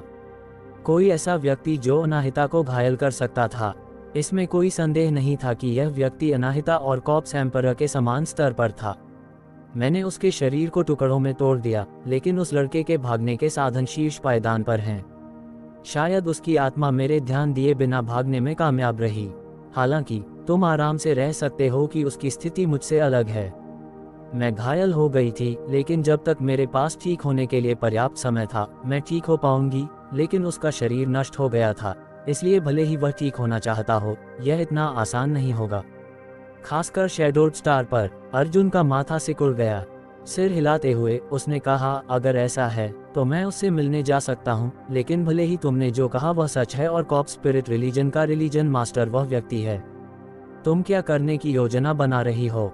अनाहिता ने अपना सिर हिलाया। ये वह नहीं है जो मैं करने की योजना बना रही हूँ, ये तुम हो। अगर कॉर्प्स स्पिरिट रिलीजन का वह रिलीजन मास्टर वास्तव में वह है, तुम्हें उसे जल्द से जल्द मारना होगा, अन्यथा जब वह अपनी युआन क्यूई को ठीक कर लेता है तो पूरा स्टार क्षेत्र पीड़ित होगा। तुम स्टारफील्ड के ग्रेट एम्परर में से एक हो, क्या तुम बस उसे मौत के घाट नहीं मार सकती? अर्जुन ने नाराजगी से अनाहिता की ओर देखा। अनाहिता ने अपना सिर हिलाया। मैं अभी के लिए कार्य नहीं कर सकती। अर्जुन को अचानक गाली देने का मन हुआ, लेकिन एक लंबी चुप्पी के बाद उसने जोर से सिर हिलाया। ठीक है, मैं जाकर उससे मिलूंगा। तुम्हें सावधान रहना होगा, वह हमेशा कपटी रहा है और दूसरों को अपने लिए काम करने के लिए हेरफेर करना जानता है। वह शायद ही कभी खुद को दिखाता है, इसलिए अगर तुम्हें कोई अवसर मिलता है तो तुम्हें उसे मारना होगा। मुझे पता है, अर्जुन ने बेपरवाही से जवाब दिया। तो जाओ। अनाहिता ने अपना हाथ हिलाया और अगले ही पल अर्जुन ने अपनी नॉलेज सी से एक अदृश्य शक्ति को महसूस किया जो उसे बाहर निकालने की कोशिश कर रही थी। जब वह ठीक हुआ तो अर्जुन ने पाया कि वह अभी भी लकड़ी के बिस्तर के बगल में खड़ा था। लकड़ी के बिस्तर पर अनाहिता की आंखें बंद थीं, अभी भी एक गहरी नींद में थी। मुड़कर अर्जुन ने ऊंची अटारी से बाहर कदम रखा। हालांकि उसने अनाहिता से वादा किया था कि वह इस रहस्यमय रिलीजन मास्टर से मिलेगा, दूसरे पक्ष के कार्य इतने रहस्यमय थे कि यहाँ तक कि व्हाइट रोब वाले कॉर्प्स जनरल जिसे उसने मार डाला था, उसकी असली कल्टिवेशन या उपस्थिति नहीं जानता था। उसे ढूंढना निस्संदेह बहुत मुश्किल होगा। सौभाग्य से अर्जुन का अकेले कार्य करने का कोई इरादा नहीं था। हाई हेवन सेक्ट में लौटने के बाद अर्जुन ने तुरंत किसी को देव को एक संदेश भेजने के लिए भेजा। अब शैडोड स्टार पर देव शैडोड स्टार फील्ड का सच्चा नेता था। उसकी ओरिजिन किंग रेल्म कल्टिवेशन के साथ वह निश्चित रूप से अगले ऑपरेशन में एक महत्वपूर्ण भूमिका निभाएगा। शैडो मून हॉल को स्थिर किया जाना चाहिए था, और अगर अर्जुन शैडोड स्टार पर समस्याओं को हल करना चाहता था तो उसे पहले कॉर्प्स स्पिरिट रिलीजन को खत्म करने की आवश्यकता होगी। देव उसके साथ मिलकर इस रहस्यमय रिलीजन मास्टर से निपटने में खुशी महसूस करेगा। Shadow Moon Hall High Heaven Sect के करीब नहीं था, इसलिए भले ही देव आना चाहता था, इसमें कम से कम 1 महीना लगेगा। सावधानी से इंतजार करते हुए अर्जुन भी अपनी ताकत में सुधार कर रहा था। आइस हॉट वैली में अर्जुन ने लुओ हाई के साथ लड़ने के लिए स्टार एम्परर टोकन का उपयोग किया और third order origin returning rail में सफलता प्राप्त की, ओरिजिन किंग रेल से केवल 1 कदम दूर। वापसी के रास्ते में अर्जुन की कल्टीवेशन भी धीरे धीरे बढ़ गई थी, धीरे धीरे अपनी सीमा तक पहुंच रही थी, जबकि उसकी शिभी ग्रैंड अकम्प्लिशमेंट स्टेज तक पहुंच गई थी। टेरिटरी स्टोन की शक्ति और ब्लड प्रिजन ट्रायल में अपने अनुभव की मदद से अर्जुन को भी टेरिटरी की अपनी समझ थी। दूसरे शब्दों में, अगर वर्तमान स्थितियां नहीं होती तो अर्जुन पहले ही ओरिजिन किंग रेल में सफलता प्राप्त करना शुरू कर सकता था। हालांकि अर्जुन को कोई जल्दी नहीं थी। उसकी third order origin returning realm cultivation भी ओरिजिन किंग रेल्म की नींव थी, इसलिए उसकी शिज जितनी अधिक ठोस होगी, उसके लिए ओरिजिन किंग रेल्म में सफलता प्राप्त करने के बाद अपना खुद का टेरिटरी बनाना उतना ही आसान होगा। अर्जुन ने कॉर्प्स स्पिरिट रिलीजन के साथ समस्या को हल करने के बाद शैडोड स्टार को छोड़ने का इरादा किया, जबकि कुछ चीजों से भी निपटना था जिनके बारे में वह चिंतित था। ये मामले उसकी ताकत में सुधार करने और शैडोड स्टार के टेरिटरी के रहस्यों का पता लगाने के लिए महत्वपूर्ण थे। समय दिन प्रतिदिन बीतता गया और हाई हेवन सैक्ट शांत रहा, क्योंकि लगभग हर कोई कल्टीवेशन में डूबा हुआ था। वे सभी जानते थे कि ये दिन लंबे समय तक नहीं रहेंगे। एक बार जब समय सही होगा तो अर्जुन निश्चित रूप से कॉर्प्स स्पिरिट रिलीजन पर हमला करेगा। उस समय भले ही वे कल्टीवेशन करना चाहते थे, उनके पास समय नहीं होगा। इसी कारण से हाई हेवन सेक्ट के स्वामी अब उनके पास मौजूद समय को संजोने लगे। हर एक शक्ति जो उन्होंने प्राप्त की वह जीवन रक्षक धन का एक और हिस्सा थी, जिससे उन्हें कॉर्प्स स्पिरिट रिलीजन के साथ भविष्य की लड़ाई में अधिक दुश्मनों को मारने की अनुमति मिलती थी। पूरे 1 महीने के बाद देव हाई हेवन सेक्ट में पहुंचा और तुरंत बाहर से हाई हेवन सेक्ट के शिष्यों को मुख्यालय में निर्देशित करने का कार्यभार संभाला। चूंकि अर्जुन ने व्हाइट रोब वाले कॉर्प्स जनरल संकेत का सिर का। अगर आपको कहानी पसंद आई हो तो लाइक, थम्स अप का चिन्ह, शेयर और सब्सक्राइब बेल करना मत भूलें। मिलते हैं अगली कहानी में, यहीं माय नॉवल रूम पर 1।